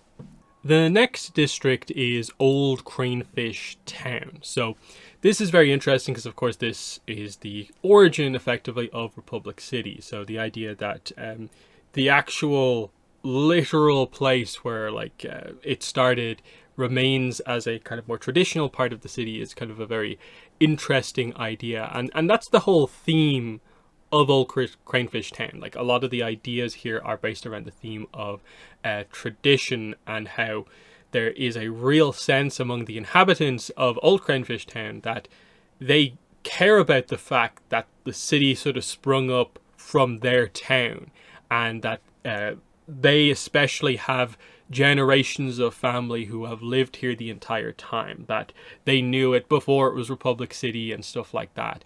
And that's an importance kind of being made here about, you know, the want to advance, and Old Cranefish Town kind of pushing back against that. And even among some of these very traditional families who are like veterans of this location, there are some among especially the kind of younger group that kind of want to move away or change things and don't care too much about their tradition and do just see it as like, this is the old stuff effectively. So there's a few interesting things going on here. We have the Red Wing Opera House, the oldest opera house in Republic City. We have the Raven Eagle Hall for martial arts, which is just this very notable kind of martial arts kind of dojo that like teaches to benders and non-benders.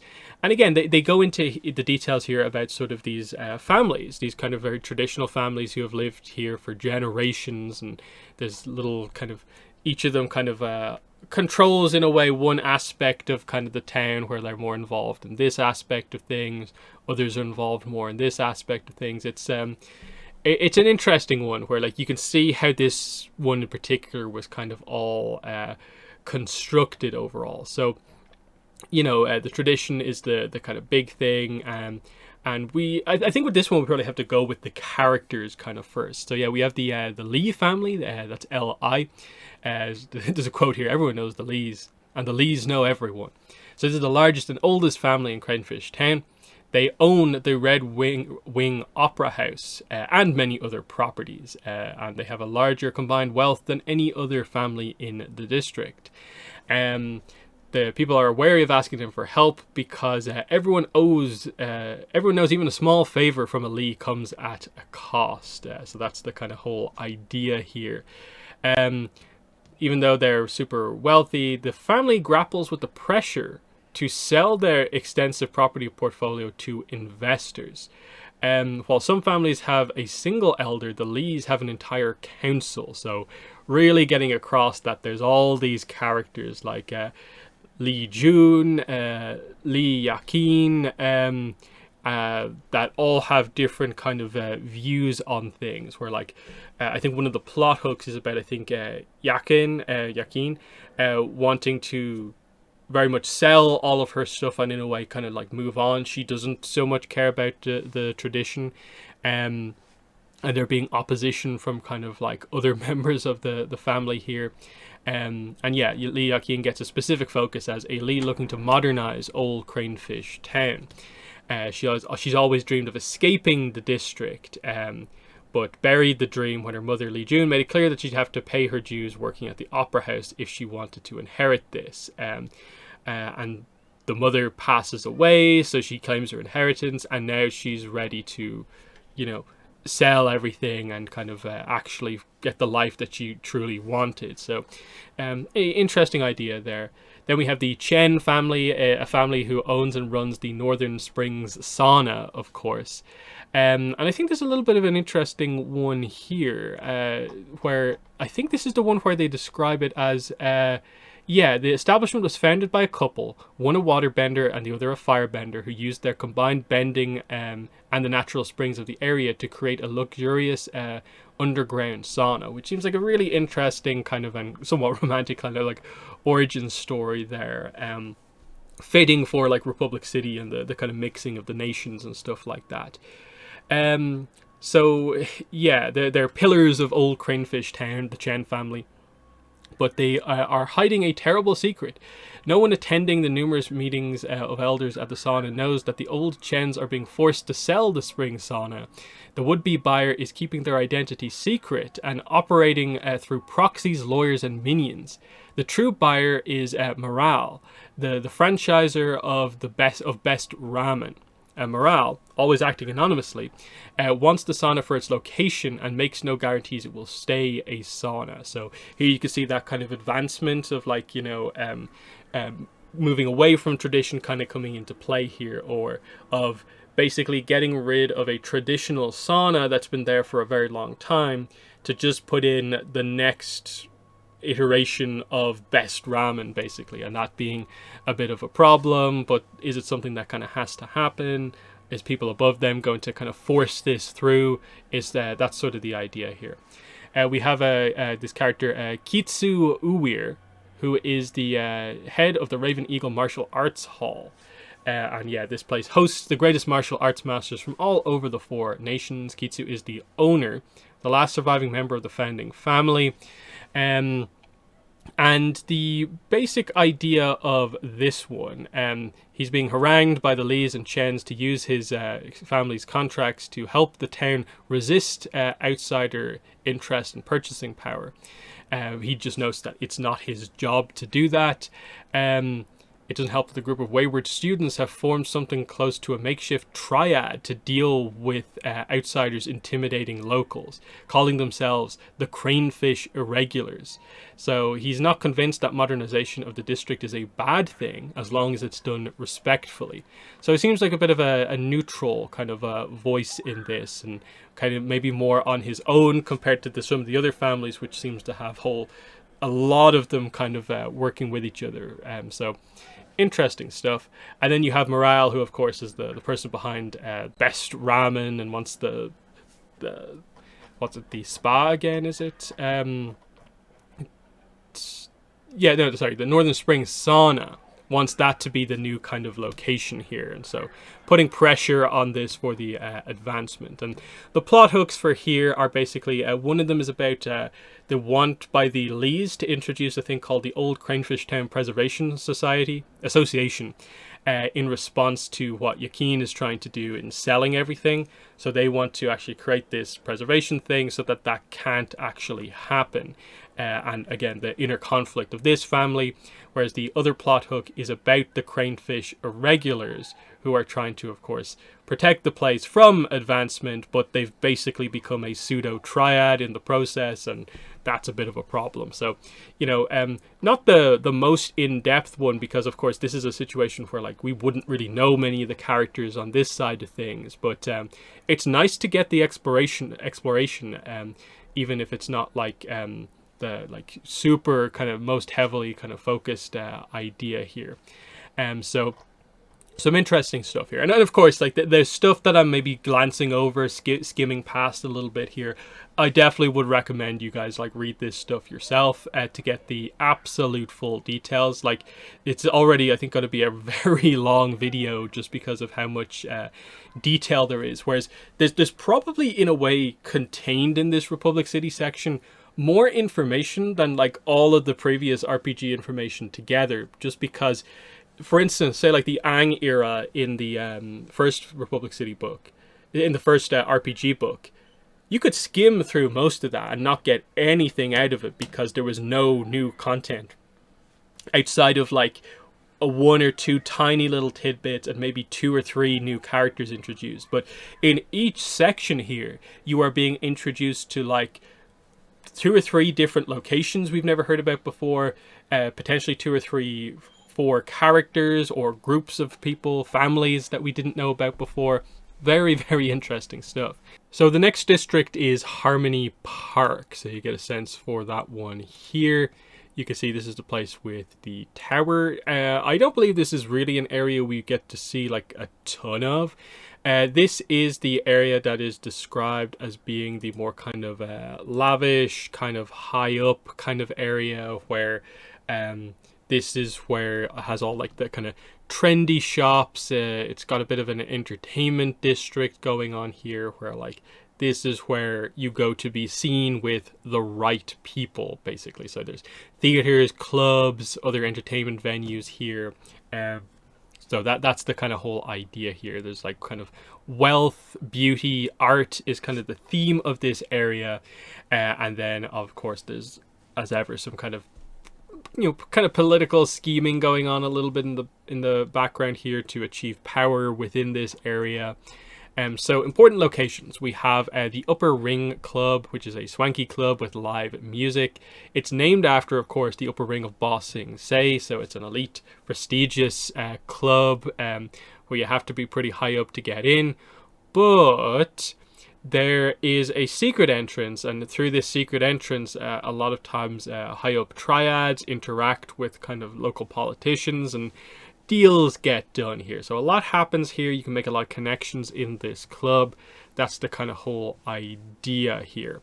They note here they also have earthbenders on call to adjust the stage and create like effects and stuff like that. That there's firebenders who breathe fire over the audience and stuff like that to create effect stuff going on. The Harmony Tower itself is mentioned here. Built with the aid of an army of earthbenders who can metal bend. It is open to visitors. You can pay for ticket rides to the top, and you can look at the city as a whole. Obviously, it looks nice when lit up at nighttime. That's the kind of whole idea here. There's the Songbird Theatre, which is a bit of an interesting backstory. It is a giant movers theatre. So just straight away, that idea of like the only place where you see movers is not just the pro bending arena, because we have this expansion of the movers industry over the last few years in the kind of Korra era. Of course, there needs to be more places to watch it. So this used to be known as The Mask, and it was an operatic theater, but now it's been kind of evolved to become this movers theater. That's the kind of whole idea behind this one. There's the Stone River Auction House, which is run by a former Creeping Crystal Triad member, but it is a actually, legal establishment here. The guy who owns it, Jiro, is trying to go down the kind of the straight and narrow path after leaving the Creeping Crystals, and he's kind of doing things in the right way at this auction house. But there's the threat that the Creeping Crystals want to use him again for more kind of illegal activity in the auction house, and that's causing a bit of an issue. This brings us into the kind of notable figures and groups, of course, here. So we have this character, Jade, and he is a former opera singer who now decides the newest trends because he is a reviewer. And he publishes these editorials and reviews of all the kind of high up places because he can get into them because he used to be a famous singer. But he tends to give mostly negative reviews. But the occasional positive ones he gives are mainly because he's sort of in the pocket of Da Yin, who is the CEO of one of the companies in the city, who kind of controls a lot of what goes on in Harmony Park. So she is kind of manipulating Jade to get the good reviews for the places that she wants to be successful, of course, and bad reviews aimed at the places that she wants to kind of take over or do badly in the area to increase her power, of course. And so, the next character is Da Yin, who is the CEO of Yin Incorporated. She is capable, canny, and utterly ruthless, but she does seem to love the area and wants to kind of maintain it as this kind of notable kind of high-end area of the city, but she obviously goes through kind of ruthless means to fulfill this and make all this stuff happen, including by kind of manipulating the guy who reviews all the different places. She owns the Upper Ring Club, of course. This is why she has all these connections. So interesting idea. There is also Little Yang, and this is this Republic City native and an incredible singer who's trying to strike it big in Harmony Park. But she doesn't really have this incredible resume, even though she is super talented. So she's trying to slowly make her way up, like singing at the cheaper clubs and tried to build her way up. She's actually dating Jiro from the auction house, initially because it might help to advance her career, but she actually likes him now, so that's an interesting one. And it's just she's trying to kind of do things in the right way, basically. She seems to have a good kind of rapport with the kind of workers of the district. It's just kind of trying to make it big with the kind of power players is kind of her problem at the moment. Then we go into Jiro himself, who's mentioned as being a Creeping Crystal member. he got a huge portion of one of the scores that he was involved with for the Creeping Crystals. He then used that money to sort of like buy his exit from the Creeping Crystals, and this is how he actually purchased the place that would later become the auction house. And yeah, he's trying to avoid like criminal activity, as it says here. He's trying to do things the right way.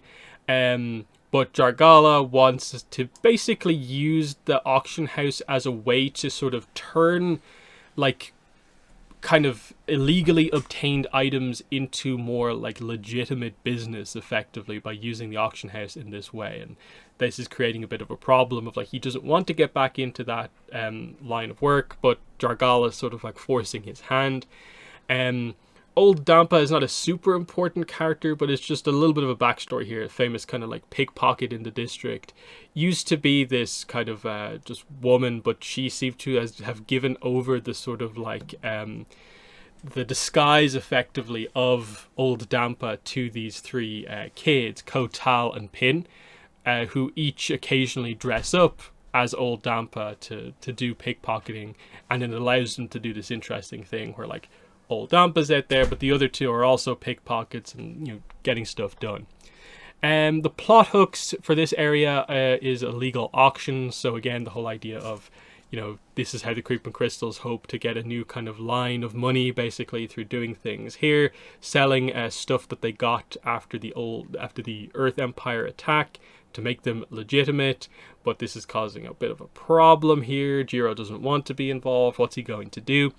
The other one is about Jade and the reviews and stuff like that, and how he's being forced to give bad reviews to this kind of up-and-coming club, but he actually likes the club and doesn't want to give it a bad review.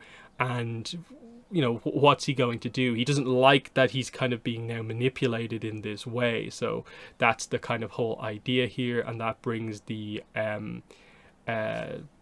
section on this district to a close here, the Harmony Park area. So interesting stuff here, but we'll move on to the next one. So the next district is Roku Plaza. So a quick look at that here.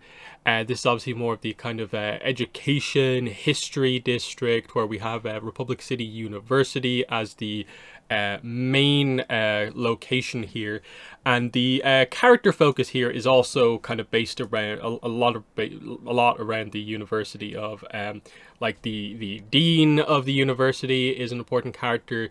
They emphasize a lot of the kind of students and the different kind of opinions the students have on various kind of political topics and so on. We do also have like Avatar Roku Park, but again, we're more establishing that this is a lot of times where protests are happening these days, but it's also bringing up kind of issues in the city. We do get some information on the current status of the Equalist movement, which we know from previous RPG material is continuing because the Equalists have a new leader in Yoshiro, the Iron Dragon, and we touch on him a little bit here, but his main material is definitely the starter set adventure. But you know, we'll get into the details here. You know, Varric's also here. He's a guest lecturer at the you know, the university. And he actually is the main person behind the Healing the City committee. But because he himself is a bit of a polarizing figure, it kind of brings a lot of criticism to what is ultimately a very helpful kind of committee, just because he's involved in it. So there's a kind of couple of details like that they definitely kind of get into here. So the Republic City University itself, they sort of establish here, it has like original architecture from Cranefish Town. Thanks to a healthy relationship with Avatar Aang, who helped bring scholars from all over the world to Cranefish Town, the university was founded. Its first dean, who came out of retirement from Ba Sing Se University, helped to create many of the policies. So there's a little bit of a backstory on the Republic City University, and they do also mention that this is where King Wu was educated. Avatar Roku Park. It is mentioned that there is a statue of Roku in this park, and this is where music festivals are held, but more recently it's where a lot of protests are happening, especially among kind of the younger people who attend the university, of course. And they also have a bit of a moment here where they mention that the Raiko report also kind of helped to amplify a situation using kind of wrong information, basically. So there's a couple of kind of interlinking plot points here. The next location is Fang Dormitory, so referencing Roku's dragon Fang here. So they just established that this is the main dormitory where a lot of these students live. It's also where a lot of the parties thrown by the different student associations are. So there's apparently in the university there is a Lion Turtle Club, there's the Paisho Association, and Unagi's Breath is the name of another club or association. And yeah, it's just again establishing that in this area there is a lot of students and stuff like that. It's a pretty like middle of the road area, and that's that idea. Firelord Zuko Library, they focus on this a little bit. So this is a place that they kind of established that this is one of the main things the Fire Nation did in their kind of efforts to continuously make up for the 100-Year War, is that they are the main sort of like patrons of this library. They constantly renovate this, rebuild it, and kind of add to it. And so it is a pretty notable library in the world. It does say here an entire wing of the library was destroyed during Kuvira's attack, and reconstruction is kind of being undergone. But they want to add in like new classrooms and stuff like that. But some people don't like the redesign, and that's causing a bit of a problem. The theme of this place is the infinite voices of the city, establishing that like debate, different opinions and stuff like that is the focus of what's going on here. Notable figures here. First we have Dean Shihan, who's the leader of the university, and they just establish here that she, in the middle of all this kind of discourse taking place, is trying to find the right line between sort of letting people talk and debate, but also finding where the line is about when some of these ideals are getting like a little bit out of hand, especially because we're talking about like the equalist moving kind of being on the verge of a revival here. When do the views get too extreme, and there needs to be someone kind of stepping in? So she's found herself in a bit of a tough position where she kind of has to allow this to take place, but almost in allowing it to take place, she's getting kind of criticized from both sides, that like, oh, you've made your mind up because you allowed this to happen or that to happen. So definitely interesting stuff. It does mention here that Shihan is a distant cousin of King Wu, so she actually helps to draft policy for the development of democracy in the Earth Kingdom. So interesting stuff there. Varric gets mentioned here because he is a guest lecturer at the university. There's some fun stuff here, like when he mentions that the students, because he's a bit of a kind of visionary genius, he notes when he sees an exceptional student, but he can't be bothered to learn their names, so he kind of numbers them. So he has numbers 1 to 179 students that he thinks are pretty decent, and he notes here that student number 177 is a kid with Zhu Li potential. So there's also student 34 whose name is Nima, who is also quite notable. And again, they just highlight that the new Healing the City committee is important for the community and is helping things, but people see his involvement in it as being a bit of a problem. But the reality of it is that it seems like Nima is actually a lot of the kind of the main kind of thing behind that committee, and she's kind of worried that Varric's involvement as the face of it is actually kind of detracting from it, basically. So interesting stuff, just showing kind of what Varric is kind of up to post-series, doing some guest lecturing and kind of trying to find exceptional students here. Then we have Professor Rabtan, And this is where we have our kind of equalist dynamic here. This is new. I don't think this character was mentioned before in previous stuff about the equalist movement, but he's mentioned as being this like ancient professor of philosophy and ethics, and he has always felt like when the initial equalist movement happens, he was kind of drawn towards it.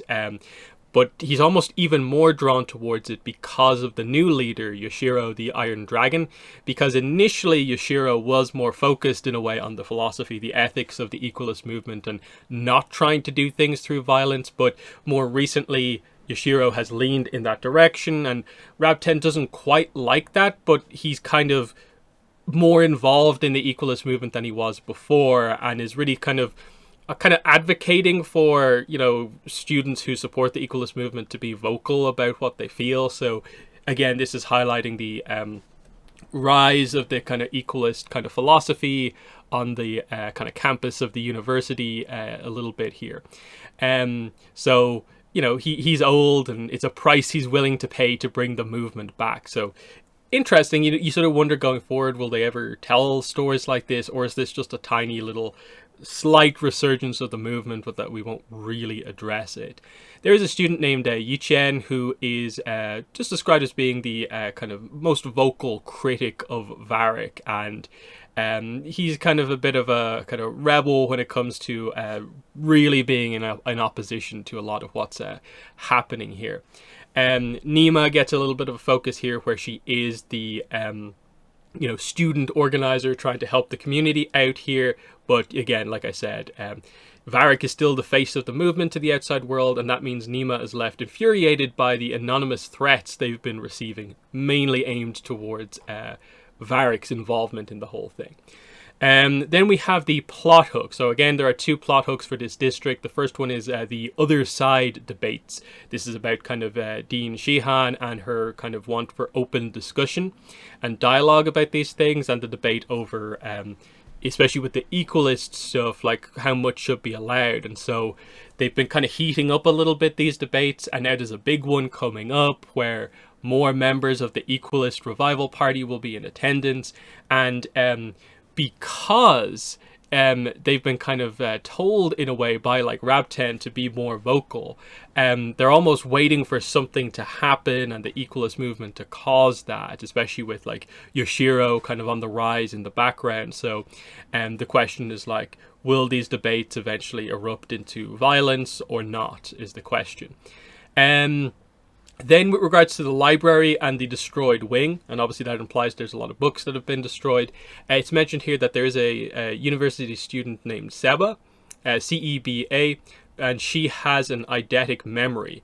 So she has actually read previously a lot of the books from that wing of the library, and so she's kind of being put to use here, re-scribing a lot of what she remembers from these books, but this is putting her under as like a person of note, because she's basically reviving lost relics. And again, Jargala seems to think that, oh, that she might be someone who we want to kind of cash in on.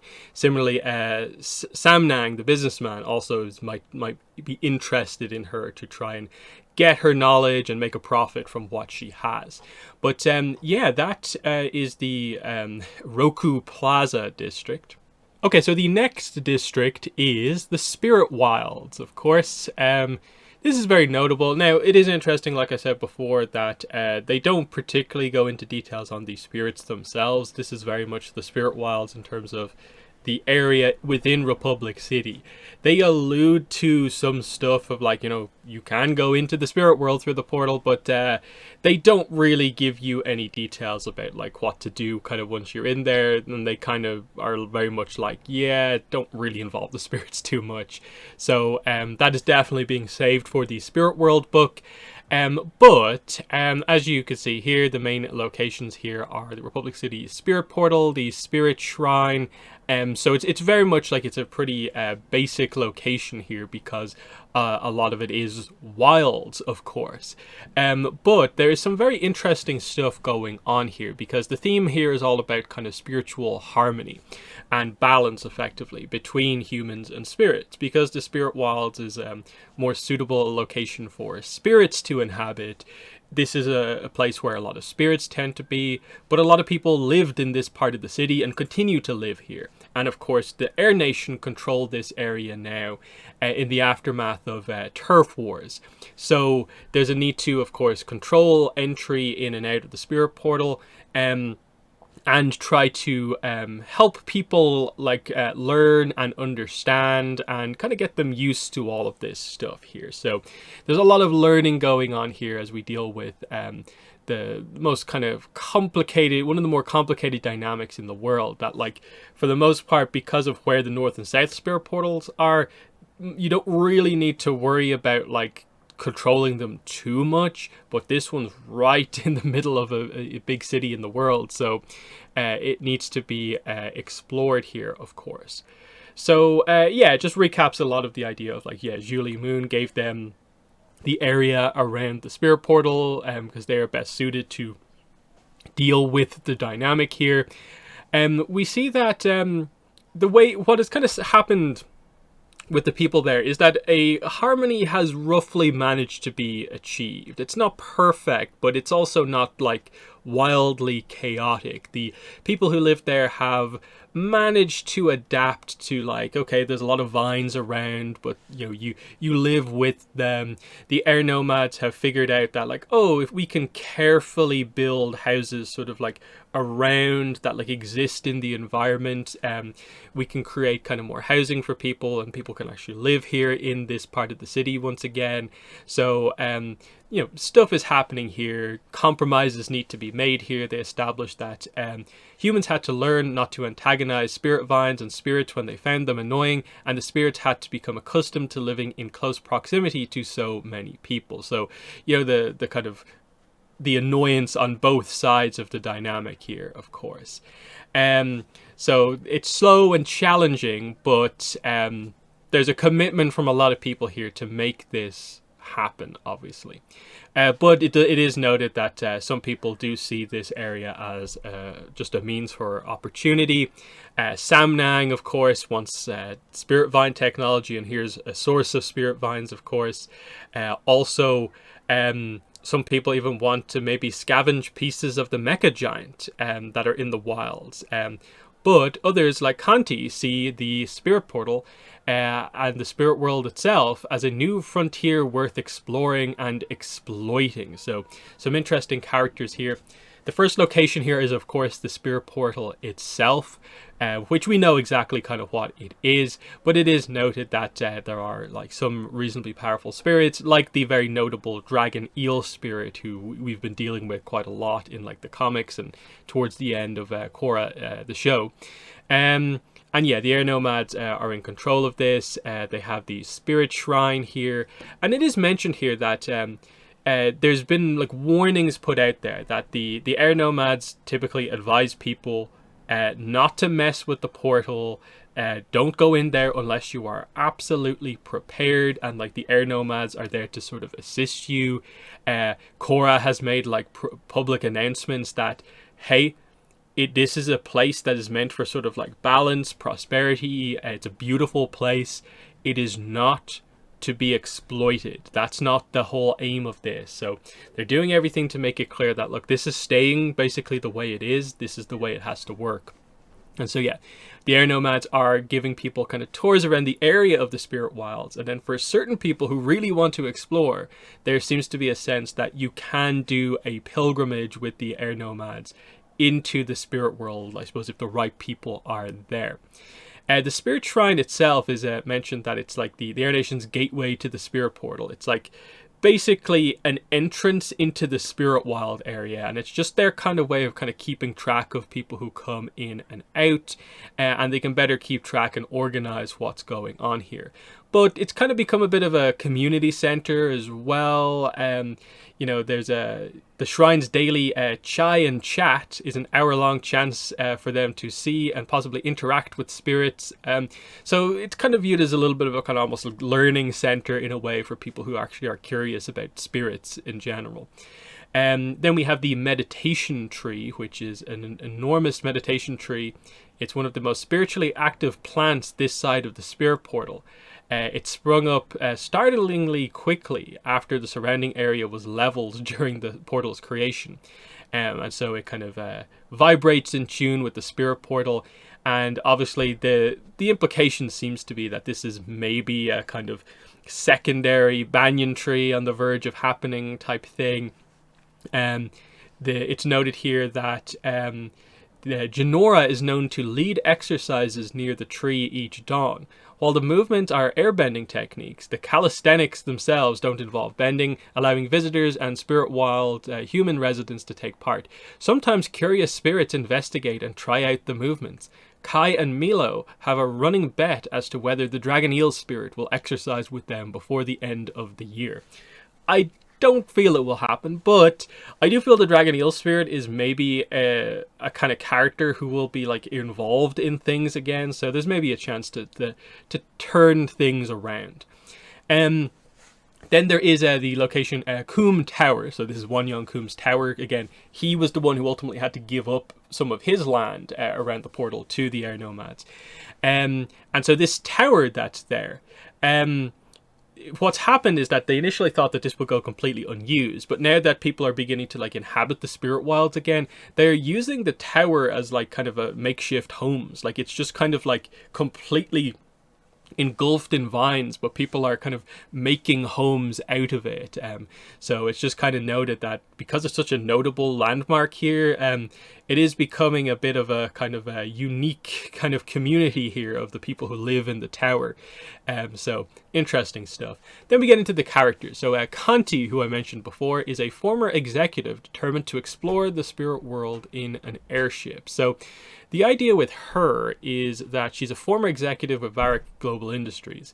She left after Varric sort of like abandoned the Spirit Vine technology research, and now she wants to reenact the tour of the Unity. The Unity being a thing in the Roku era where it was kind of a kind of ship that would kind of sail across the world, showing off the kind of unity of the world through technological advancements in the era. And she wants to do this again, but with a massive airship named the Harmony. And she wants to fly it through the spirit portal, so into the spirit world, and then through the spirit world to the other spirit portals, and do a kind of crazy round the world trip utilizing the spirit world as well. So she's kind of determined to do this at all costs, and people are kind of like, well, you're not kind of trying to exploit it necessarily, but you also are kind of into Spirit Vine stuff, so people don't really know what to do with her, and it's like, she launches the airship, like, what can we really do when she goes in? It could create a bit of an incident. It's an interesting idea. Tokuga does get mentioned here. Now, most of this is just a recap of Turf Wars, and of what happened to him, but at the end it's mentioned he escaped into the spirit world. We know that happened. He's been at large ever since, trying to determine his next moves and desperate for vengeance upon Republic City and its people. When he does decide to act against the city, he will almost certainly be able to wreak harm unless heroes rise up to stop him. So yeah, we're expecting some sort of a return of Tokuga. Makes complete sense.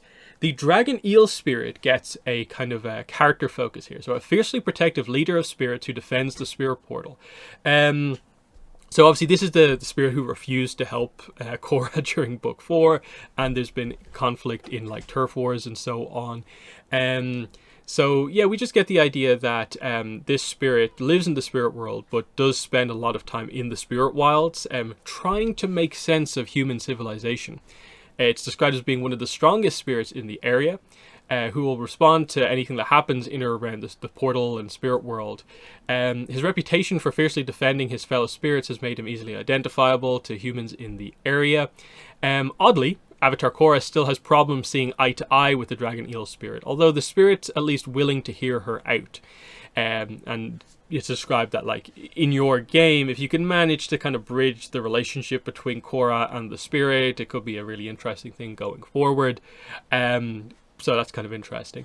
Genora gets a character spotlight here. Genora, the first master airbender of her generation. And again, they highlighted 14 years old. She is hugely important, both to the new Air Nation as a master, but also because she is basically one of the most spiritually connected people in the entire world right now. And so she is incredibly important in the spirit wilds area, because effectively it is like she's the go-to person, probably even above Korra, to dealing with spiritual conflicts, because she is known as being one of the few humans that spirits, like pretty much all of them, trust her. So kind of really interesting stuff here with the presentation of her.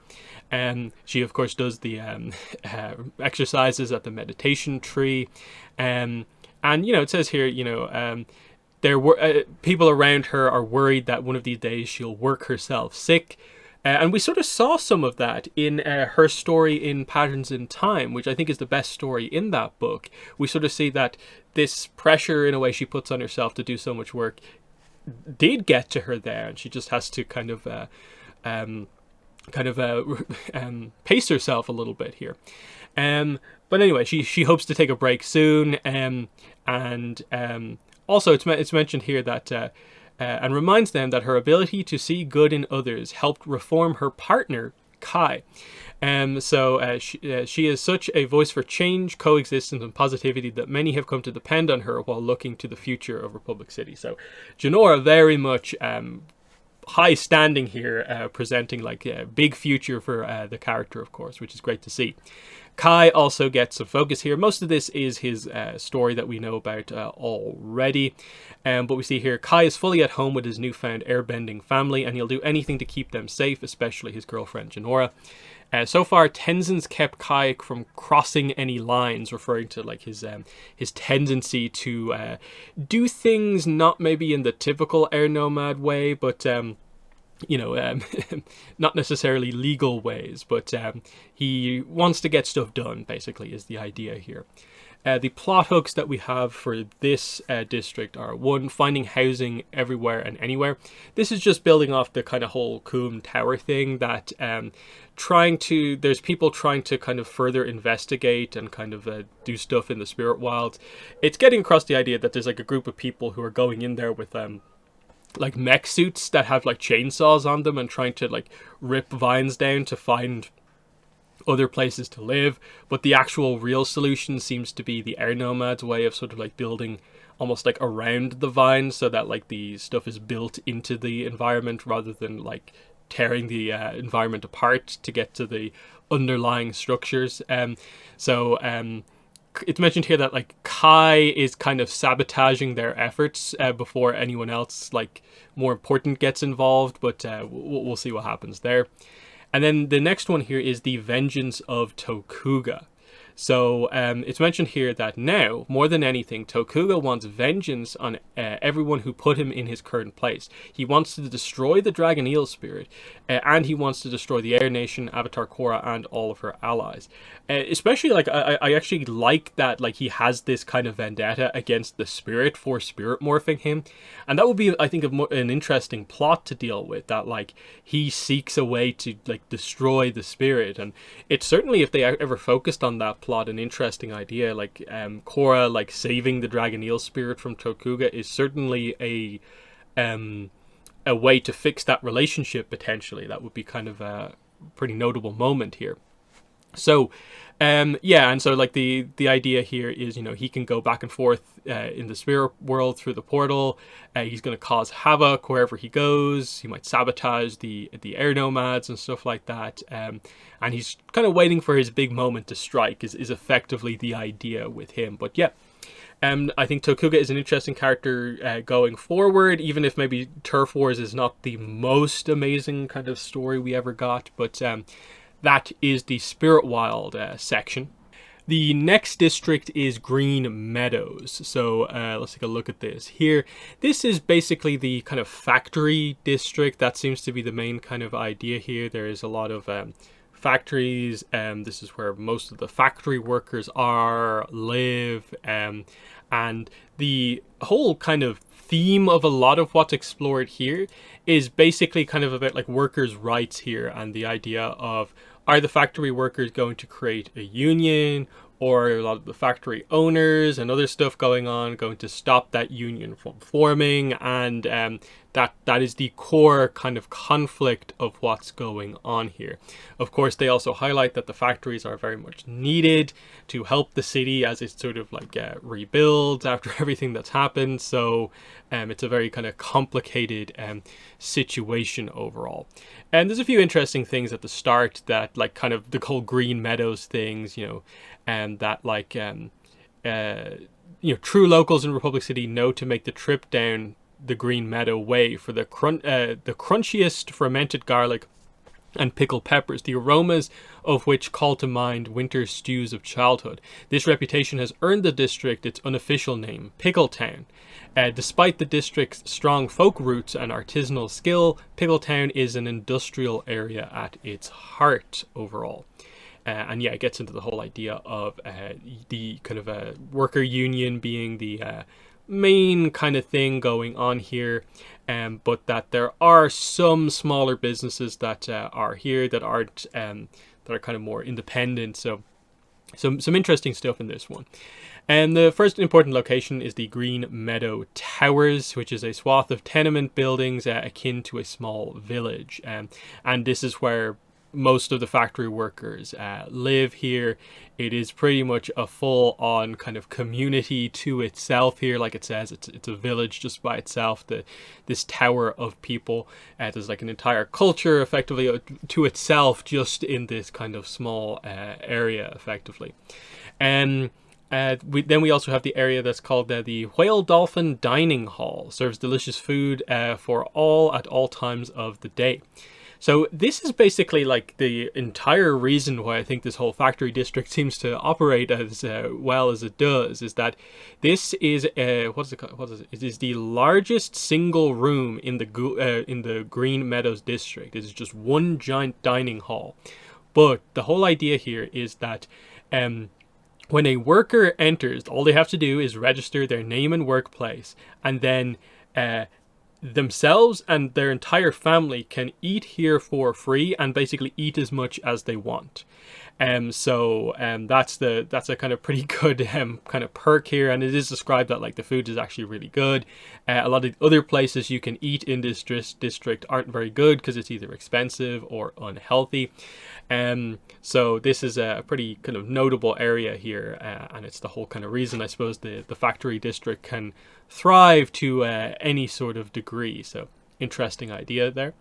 We have Pa's Basement, which is described as an illegal meeting place for would-be unionists. And the whole idea here is it's this guy who runs these kind of like rooms effectively. And he acts on the surface like he's like anti-union, but actually just lets whatever he wants to happen downstairs happen.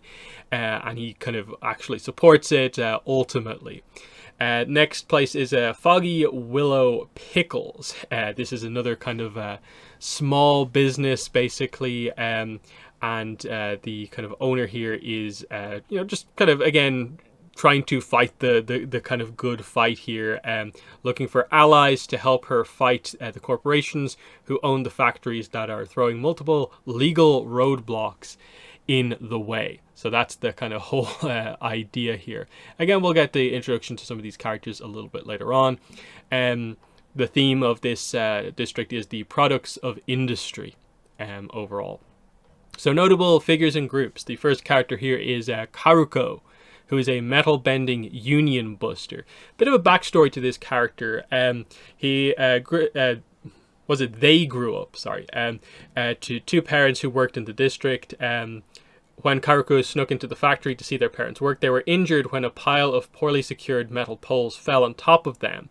And rather than leaving the parents kind of with nothing, the factory owner paid for Karuko's recovery in full. And this is this kind of great thing.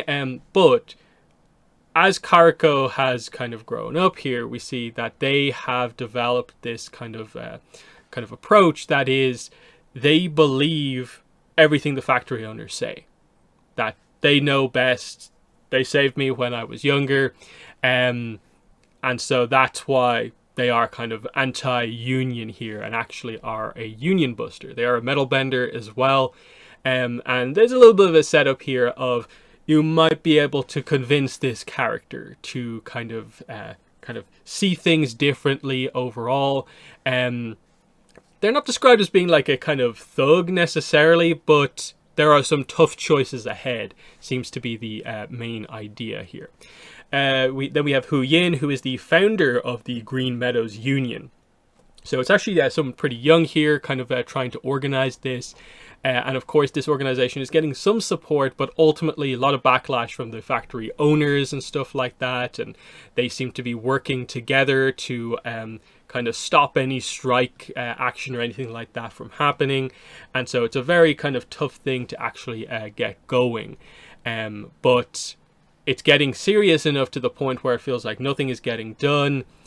Hu Yin might have to turn to maybe triads to kind of force something to happen, or a group of heroes. That's sort of the story setup here.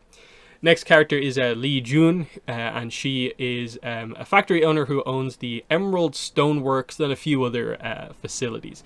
Her whole thing seems to be that she thinks the unionists just whine and beg for more money, and they're not hardworking. And that, you know, if she gives in to the union's demands, she might have to shut some of her factories overall. So that's the whole dynamic with this character. And we also have Sakura, who is a plucky journalist researching her final article.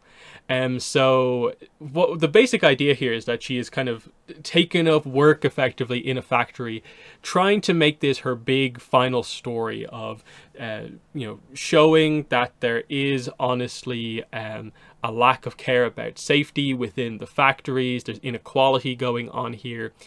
She's not getting a lot of support from her editor, and so there's a kind of worry that like there's high up people in the city who don't seem to want this story to maybe come out, but she's determined to make this actually happen, and people are beginning to become suspicious that she's asking like the too many questions effectively. Final group is the Burning Coals, local muscle who take the law into their own hands. This is described as being effectively a pseudo-triad, but it is effectively kind of mercenaries, because it doesn't seem like there's a lot of sort of kind of police or actual triad activity in this area because it's so focused on factory work. The Burning Coals are effectively your toughs in the area. But what's interesting is the leader, whose name is T-Brand Tung, and they are best friends with Hu Yin, who obviously runs the union. And the question is, might he have to bring the Burning Coals in to make something with the union actually happen? Then we have the plot hooks to kind of finish off Green Meadows. So we have Li Yun's Gambit here, which is effectively just addressing Li Yun's whole thing. She runs factories. She is thinking about bringing Karuko in to break the union, but has lied about the specifics of like why she's so aggressive to stop this. And so the question is, will these lies force Karuko to do what needs to be done effectively? And then the other plot hook is forceful journalism here, which is that Sakura, who's investigating the factories, feels that the only way to fully get this story across is that they need to find documentation from kind of high up in some of these factories that proves that the factories are cutting corners and that is putting the workers' kind of safety at risk. And so the question is, will the likes of Hu Yin, Sakura, bring in the Burning Coals to kind of get that stuff, hire them for a mission to get the documentation required to make this happen. So very focused on kind of workers in the factories in this district, but still it's interesting. It's stuff that we don't particularly focus on too much. One of the visuals they do show here is the lightning bending stuff, where in the kind of power plant. So I guess the power plant is likely in this area as well. So that kind of speaks to that as well. But there's some interesting kind of just world building here. Like I think especially the big giant dining hall is kind of an interesting idea for sure. But yeah, that is this district. The next district is the Dragon Flats Borough. So you can see it here. Now we know about this. We've heard this name before. We've seen bits and pieces of this. This is effectively the kind of slum almost area of Republic City. That is the way it is basically described here.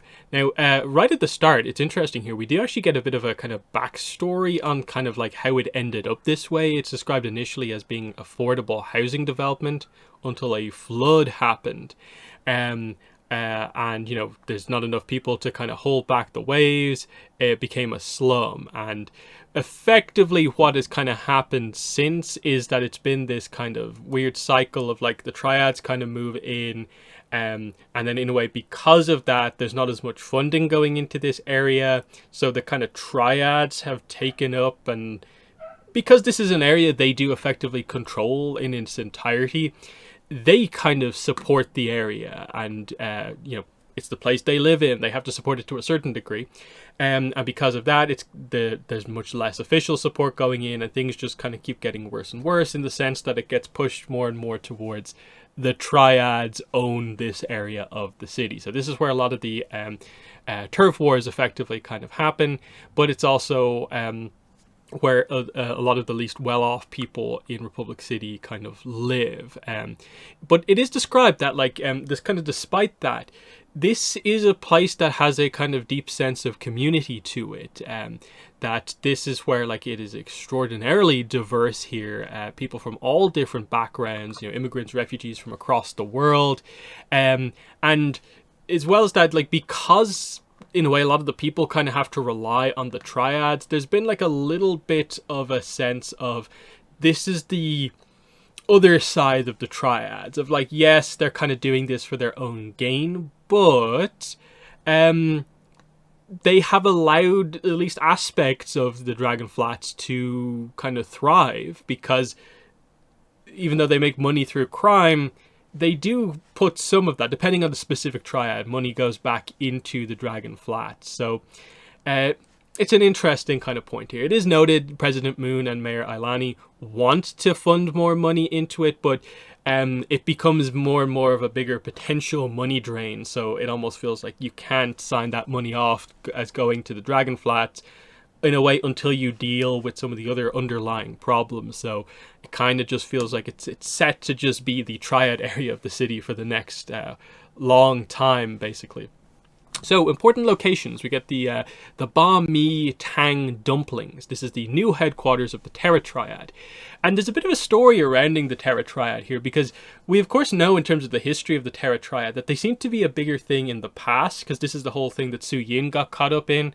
But then by the start of Korra, it seems like they're not much of a thing themselves.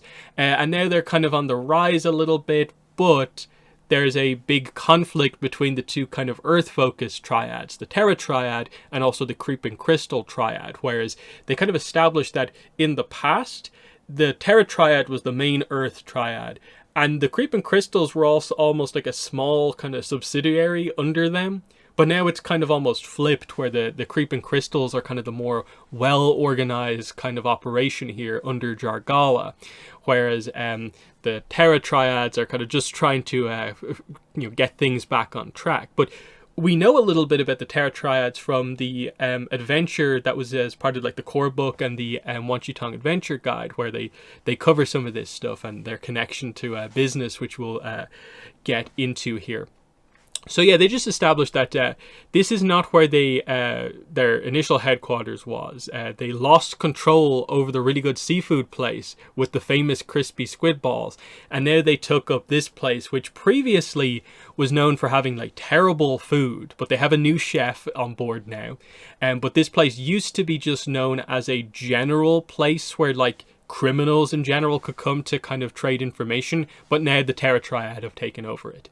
We also get the Platinum Pool Hall, which is the headquarters of the Creeping Crystal Triad. So it's their newest headquarters after the last one was destroyed in the fight with Tokuga.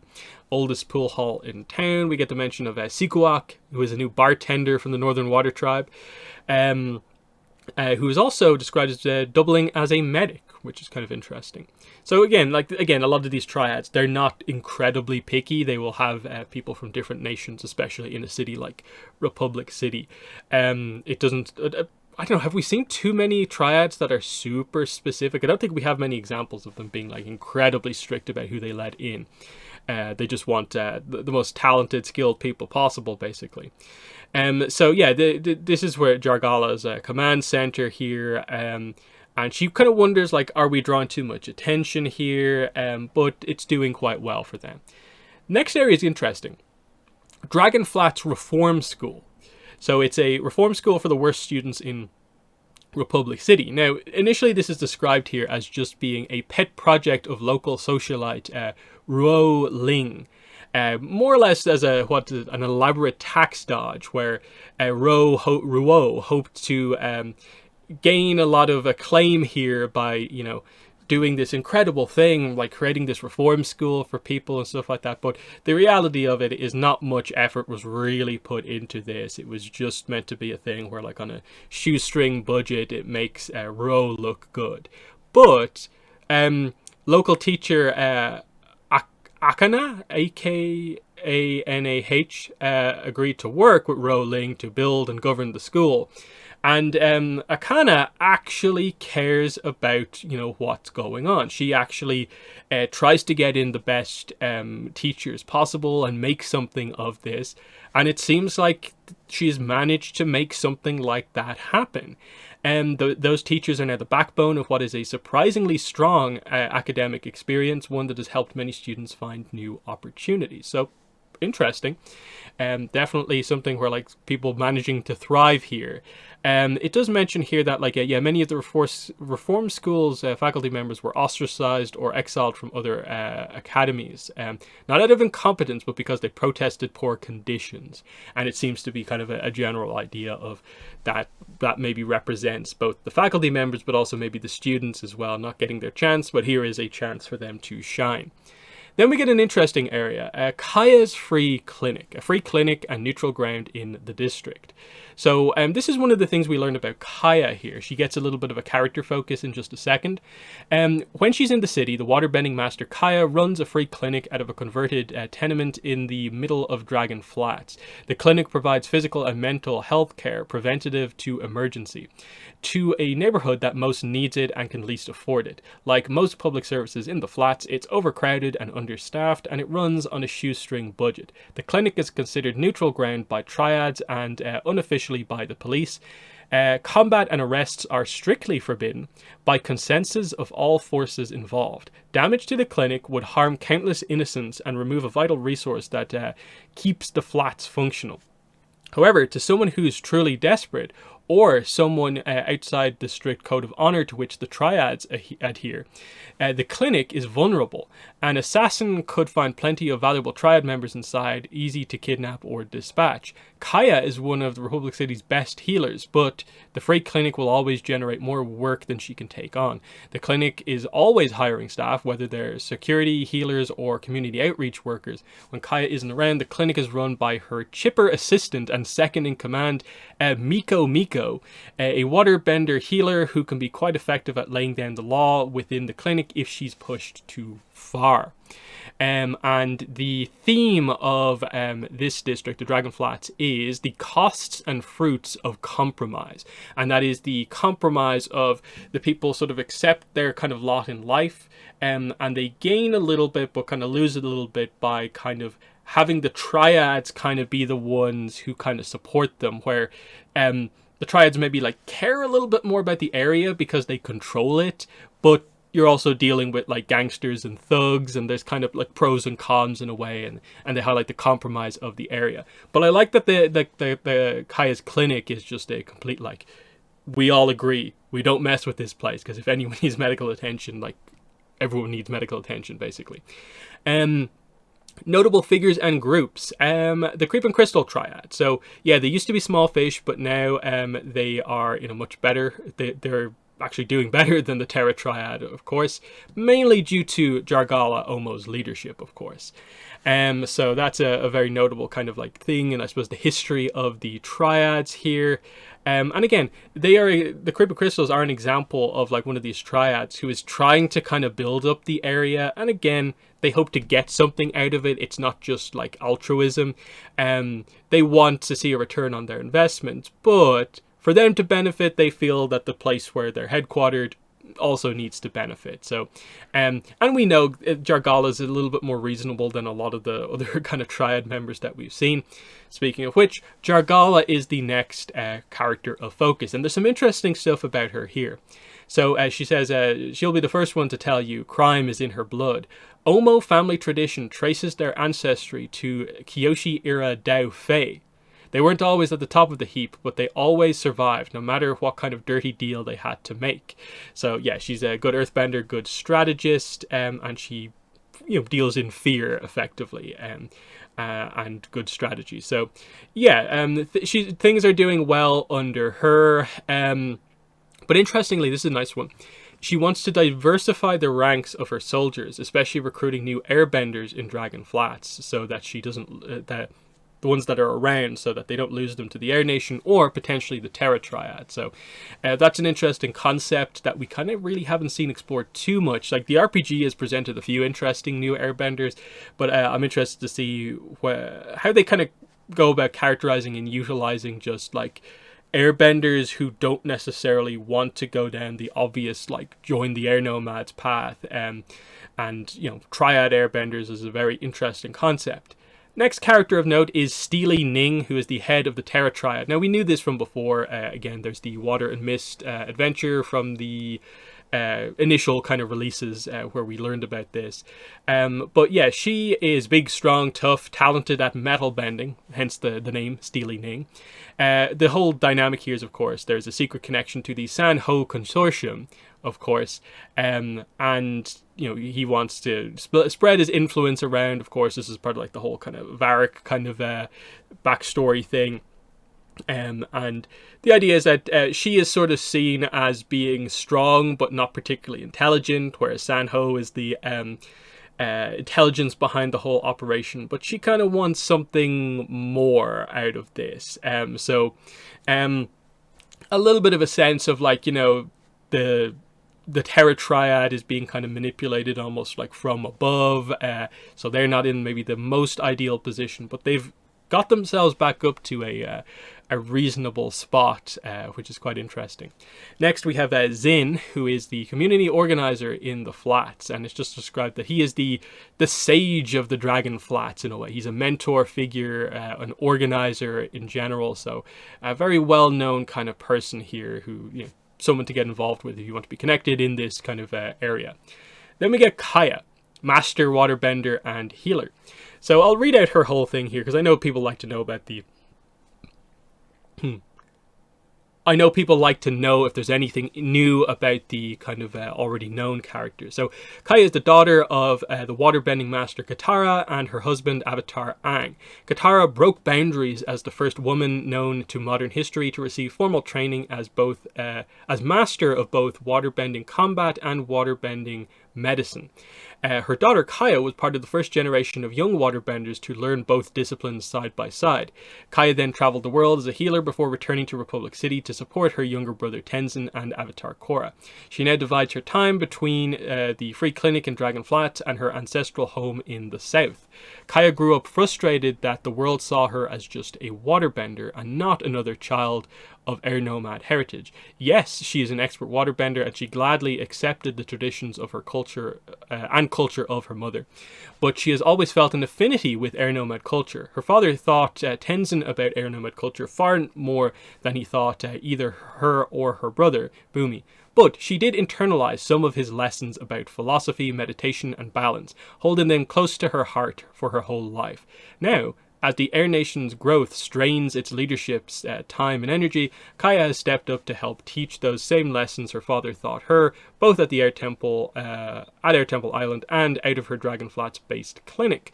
Her divided duties mean she's always in need of new hires to help with the clinic and with community outreach. So pretty nice there. A little bit of a kind of character exploration there, kind of summary of a lot of the dynamics going on with the character. So pretty good stuff just to establish that, like, oh yeah, she does other stuff in the city here. This free clinic is a very interesting idea. The plot hooks here for the Dragon Flats is the first one here, the Triad War. So, of course, it seems like it's mainly between the Terra Triad and the Creeping Crystal. And they want to gain full control over the Dragon Flats. But this is where it literally says here, enter the Agni Kai triad. They want to see these two Earth-based triads attack each other, and then they can sweep in and finish the job. It's mentioned here that Zinji, Z-I-N-J-I, of the Agni Kais is looking for an opportunity to trigger a conflict between the two sides, and Zin might be important to get in touch with to kind of figure out what's going on here and potentially avert a big crisis. Then we have Teachers and Students, which is about the reform school, of course. One of the main buildings has collapsed, and we need earthbenders to help fix it, of course. But it happened because of Terra Triad sabotage. You know, this is where, you know, like, are they going to get the money to rebuild it, the people to fix it, or anything like that? How do you work around the Terra Triad being involved and stop them from going after the school again, basically? So, an interesting idea, definitely. But that is the Dragon Flats.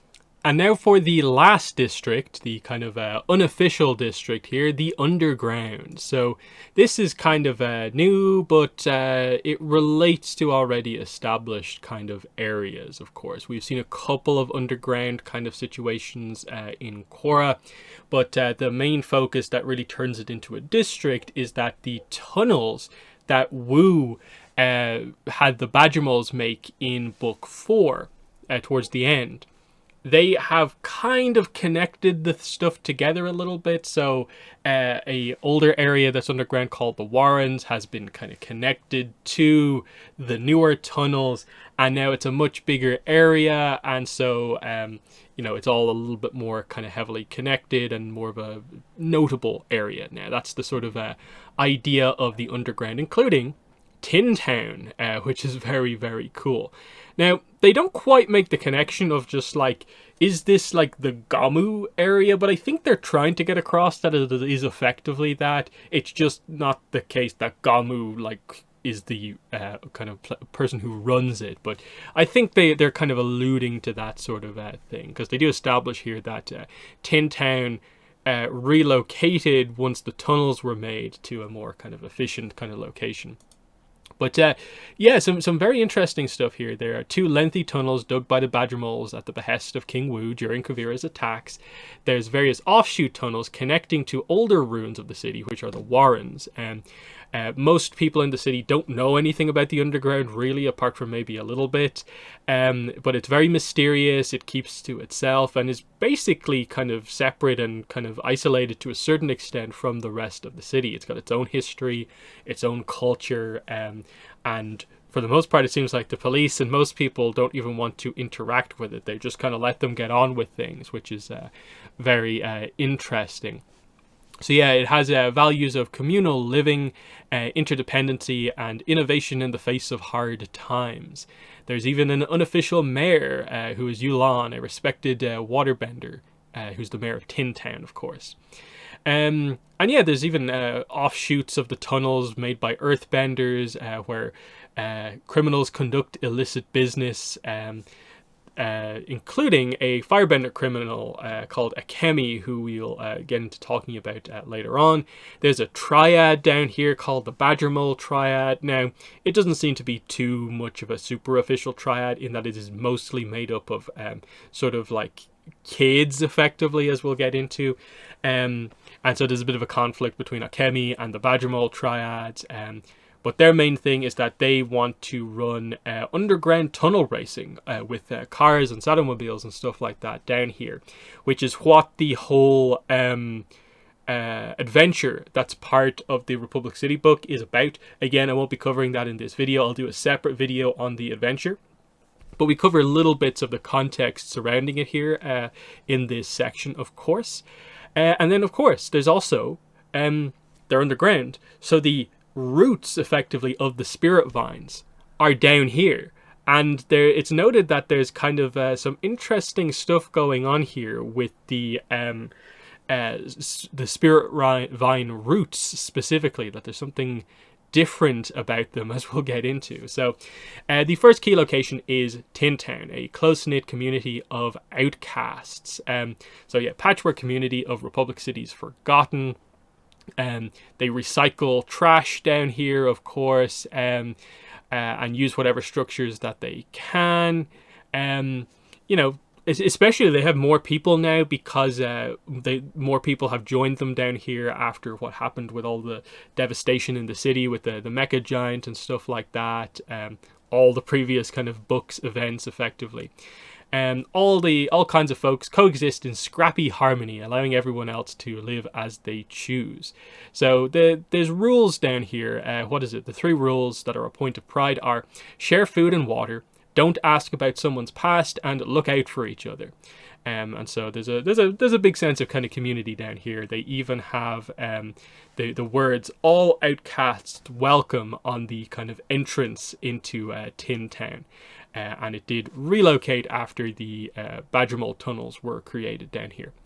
The next location is the Spirit Vine Roots, a tangled web of Spirit Vine roots deep under the city. So, people are fearful of them because they grow and shrink overnight on a whim. Unlike other vines throughout the city, these seem to have a strange purpose, though no one can put their finger on what it might be. The roots themselves emit a faint glow and reach much deeper than any inhabited feature in the underground. Very few have ventured far into the mess of roots or the tunnel-like pockets within them for fear of getting lost or worse. Though no one knows how or why the roots came to be here. Fear of the unknown is enough to keep most people out. So you sort of wonder, like, what's the idea there? It seems like these are particularly powerful spirit vines, and as we'll see, one of the characters seems to kind of deal with spirit vine research down here. Now, I don't know, I almost get the idea here that this is kind of some sort of a, like, you know, the portal, like, underground, where, like, if you walk into these roots, like, maybe you'll get transported into the spirit world. It's definitely kind of interesting. It kind of feels maybe like kind of what happened in, was it 409, where like some of the people got kind of captured by the vines. Is sort of something like that threatening to happen down here if the people were more kind of like aggressive with the vines, but because they stay away from them, nothing particularly happens. Next we have the tunnel racing track. So again, this is just the idea that, yeah, because there's lots of tunnels down here, the whole idea is that there's this new motor racing kind of discipline here that they've invented, which is tunnel racing. And so the idea here is each vehicle has one driver and one bender, who bends advantages into the track or attacks enemy cars. So it's a bit more of a kind of dangerous activity down here, where like earthbenders are doing some work here on the track here to get them through all of these courses, of course. So a very interesting idea that this is actually happening here, and the fact that that's what the adventure is about is actually pretty cool. I haven't fully read through the adventure yet myself. Again, I'll get into that ahead of the separate video I'll do on that. Then we have the Warrens themselves, tunnels under the city hiding a smuggling operation. So I think we've seen some of this kind of before. Most people know about this kind of area of the underground, that the kind of sewer system involves the Warrens as well. And I think the idea is that this is maybe part of where like kind of Gamu and like the team kind of hung out when they were avoiding the Equalists. But it's mentioned here that this is the area where the Badgermole Triad is, but also the criminal Akemi has established a food smuggling operation in the Warrens as well. So there's a big conflict here where the Badgermole Triad is more of a kind of like good triad where they actually help the people of like Tin Town and anyone who lives in the undergrounds, whereas Akemi is trying to like take advantage of the kind of isolated aspect of the underground here. So he constantly clashes with them, and he gets frustrated over the fact that like he's kind of losing and being frustrated by children, basically. But the Republic City Police don't really know what to do here, because like their authority over the undergrounds is kind of shaky because they don't really know the tunnels that well. So some interesting stuff there. But then we get into the notable characters down here. So we have Yue Lan, who of course is the waterbending mayor of Tin Town. Noted here as being a second generation from Tin Town as well. So, and she is fiercely proud of her home and roots. nominated by the inhabitants as the de facto leader, of course. And yeah, just seems like a really, really good leader overall who people seem to respect down here. So, you know, pretty interesting stuff. There's some conflicts going on. She doesn't like triads, but accepts the Badgermole triad because, you know, they live down here and are kind of part of the community. So very interesting kind of stuff there. We have Rin Chen, who is described as being a Republic City tax collector with animus towards Tin Town. Effectively, this is just a very kind of brutal, kind of greedy tax collector who has decided to make his life's work going after the people of Tin Town because they sort of like take some power from the Republic City power grid, even though they don't take that much, and wants to like tax the people down there, even though they sort of live on their own. So, you know, he wants this to be one of his crowning achievements, is cracking down on the people of Tin Town. Then we have Akemi, who is the firebender smuggler, whose whole approach here is basically Akemi knows the value of a good meal. If you want to control someone, feed them. So by controlling a lot of food, he is hoping to gain advantages down here and stuff like that. So he keeps track of the agricultural pipeline coming in and out of the city. And so he does manage to actually get hold of quite a lot of food, but is being frustrated by the kind of hit and run tactics of the Badgermole triad, who are up next. And they are street kids banded together to run tunnel races and, of course, combat Akemi and sort of help the people who actually live down here. But their dream is, of course, to kind of basically buy a legitimate track and establish some sort of a real future for themselves. So that's kind of an interesting idea themselves. Then we have an interesting character here, the final character, Yuki. Eccentric inventor seeking answers from Spirit Vine energy. And yeah, she is a Southern Water Tribe inventor who just, you know, found herself down here, became an inhabitant, quit her job, and has decided to investigate the interesting Spirit Vine routes that are down here. And she seems to know what's going on. So, interesting. So she is described as being like eccentric. And that links into one of the plot hooks for this district, which is the missing inventor. So Yuki's whole plan with the Spirit Vine routes was actually that, hey, we can avoid getting in trouble with the kind of like tax guy by instead of tapping into the power grid, let's actually just use the Spirit Vines to power what we need to power down here.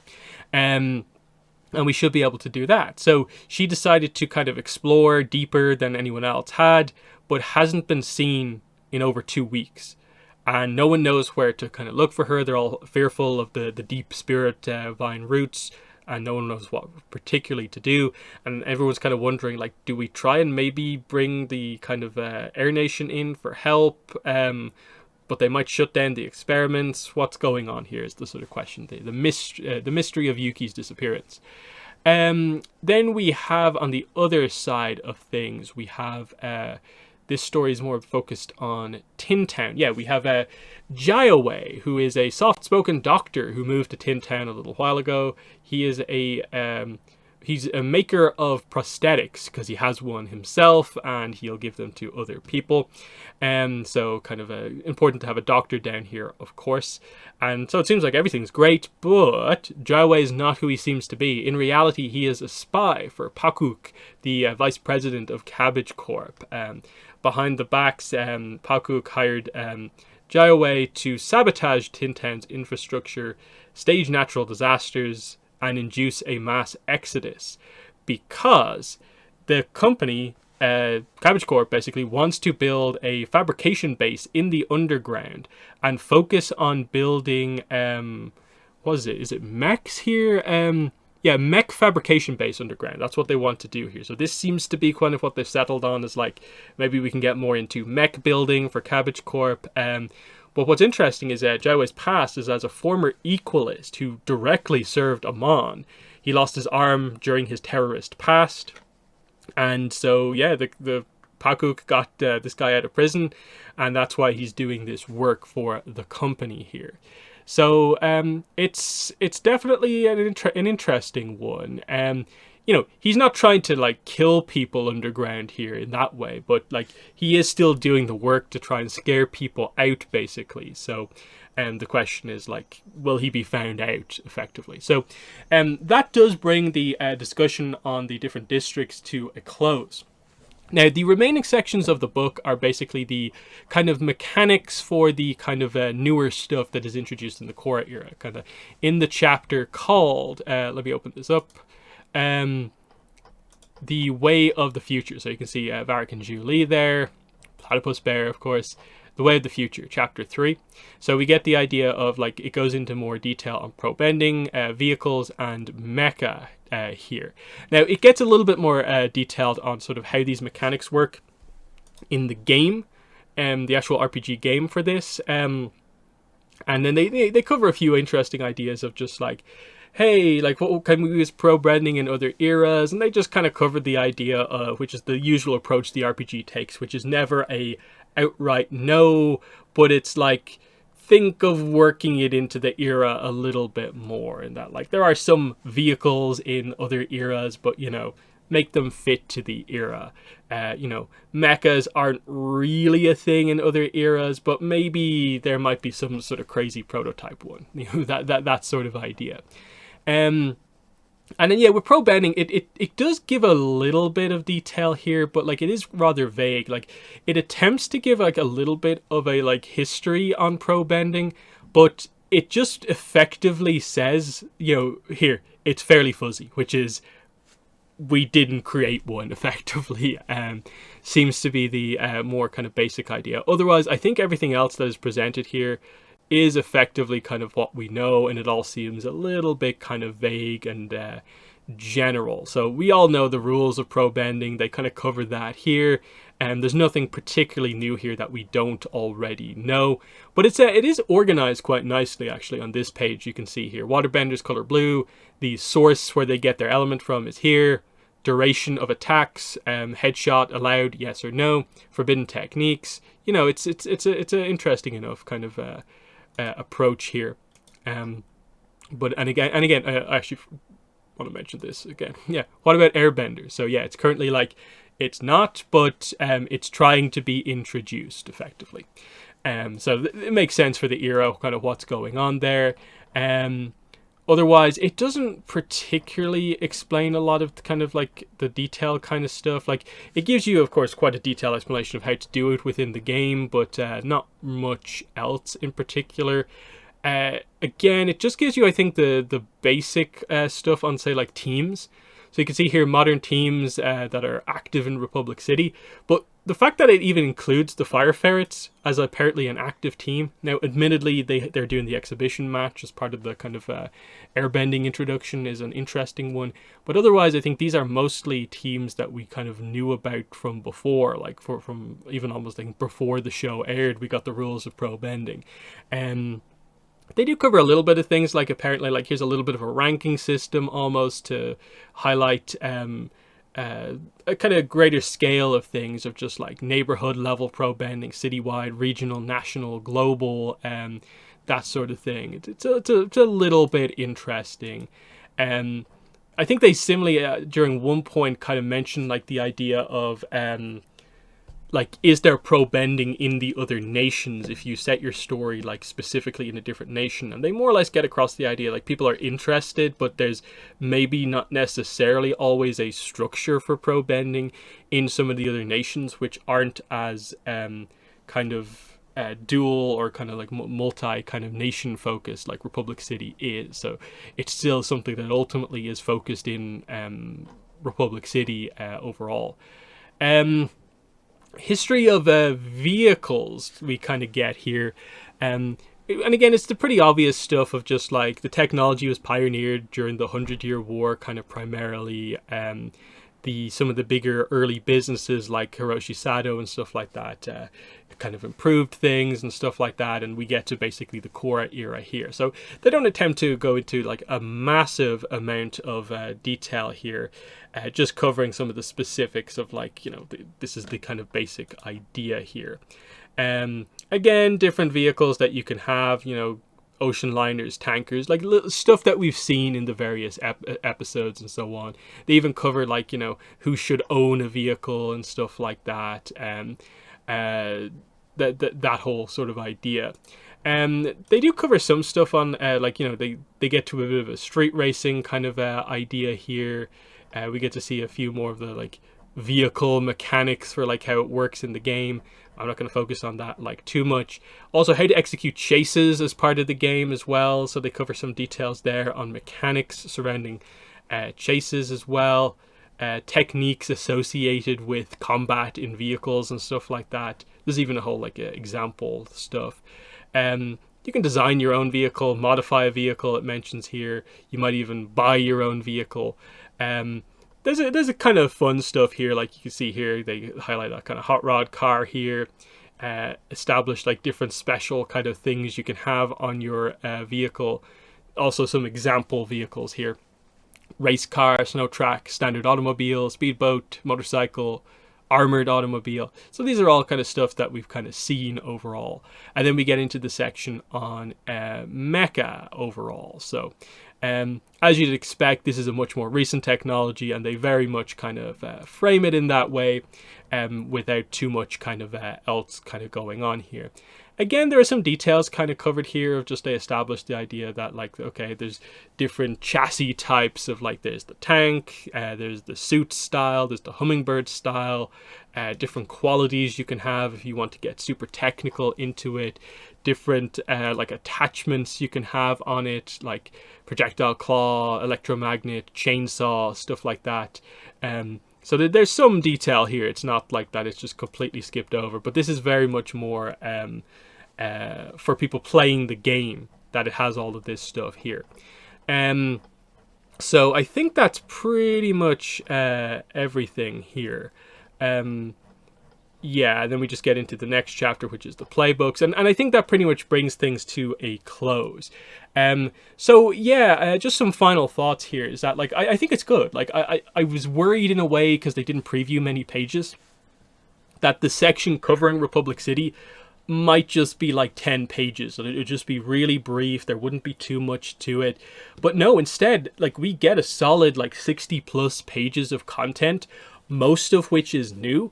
And that is why this video is so long, is because there's so few stuff that relates to sort of like the old characters, and they don't overly recap Korra here.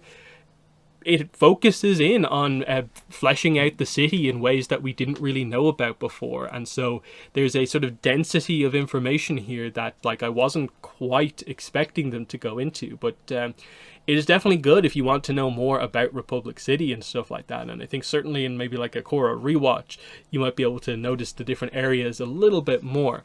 But certainly it makes me want more Korra content where we get some of this stuff explored in a little bit more detail here. Because there's definitely a slight element of disappointment that there isn't anything huge when it comes to the main characters, no particular teases of the future or anything like that. Just highlighting that for certain eras we are a little bit kind of stuck or locked in place. We can't advance the story, whereas maybe eras in the past, they can actually flesh them out in a more kind of detailed, comprehensive way, like say the Roku era. But with Korra and Aang's era, we kind of have to wait for the bigger projects to come before we can flesh them out in other things, obviously. But still, it's definitely an interesting book. I would definitely recommend picking it up. I do think it probably depends on if you like this level of minor details. If you don't particularly like picking through like tons of pages of content to find the little details, maybe you probably don't need to go out and grab this book. But I think there's enough interesting stuff here where like if you like the details, it's probably worth picking up. I know I'm excited to get my physical copies when they start shipping them out. What is it, next month or the month afterwards? But it's definitely interesting and makes me actually quite excited for the Spirit World book if they do it in a similar way. Like if we get, say, 60 pages or something like that covering the Spirit World, I'm going to be really excited about that, to kind of more characterize like the spirits, if they actually go into some detail explaining classifications of spirits, naming more spirits. There's some real potential, I think, with the Spirit World book if they commit to actually giving information in a similar way to what they did here. I do think one of the main criticisms I would have with this book is the lack of a map is very much felt. When you try and do something that's really detailed, like splitting the city into 10 districts, but then do not show specifically, like on some sort of a visual, where these districts are in relation to each other, I think that is a kind of fundamental thing that the book is missing. And when the book can have new pieces of art, I don't really see what the problem is about like getting a map. Like you had a map in the first book. Now I get it, it was just sort of taking a known map and putting points on it, and it could have had more points. But I think you could do something similar for Republic City in my mind, just to highlight it a little bit more, and then just the general idea of, yeah, like a few more visuals, and especially new visuals in the middle of the book would go a long way. Like for specific key characters, it would be nice to get a visual on one of them. Like say the mayor of Republic City introduced in this book. Show us what she looks like. Just that would be a nice little detail. I don't expect it for all of the characters because they introduce so many. But every so often, I think in each section, it would be nice to maybe have one character who gets focused on as a key character. Like they did with Princess Zaysan. In the kind of Roku era, they eventually gave a character design for her. Do something along those lines, I think, more often with other characters would be nice to see. But otherwise, that has been the video here. It's obviously been a very long one. It has taken kind of most of the day gradually recording to actually do this one. But I think it speaks to, in a way, the surprise in this book of like the density of information, the details they actually went into on the different sections of the city. But let me know what your thoughts are in the comments below. But that's been the video. Thanks for watching, and bye.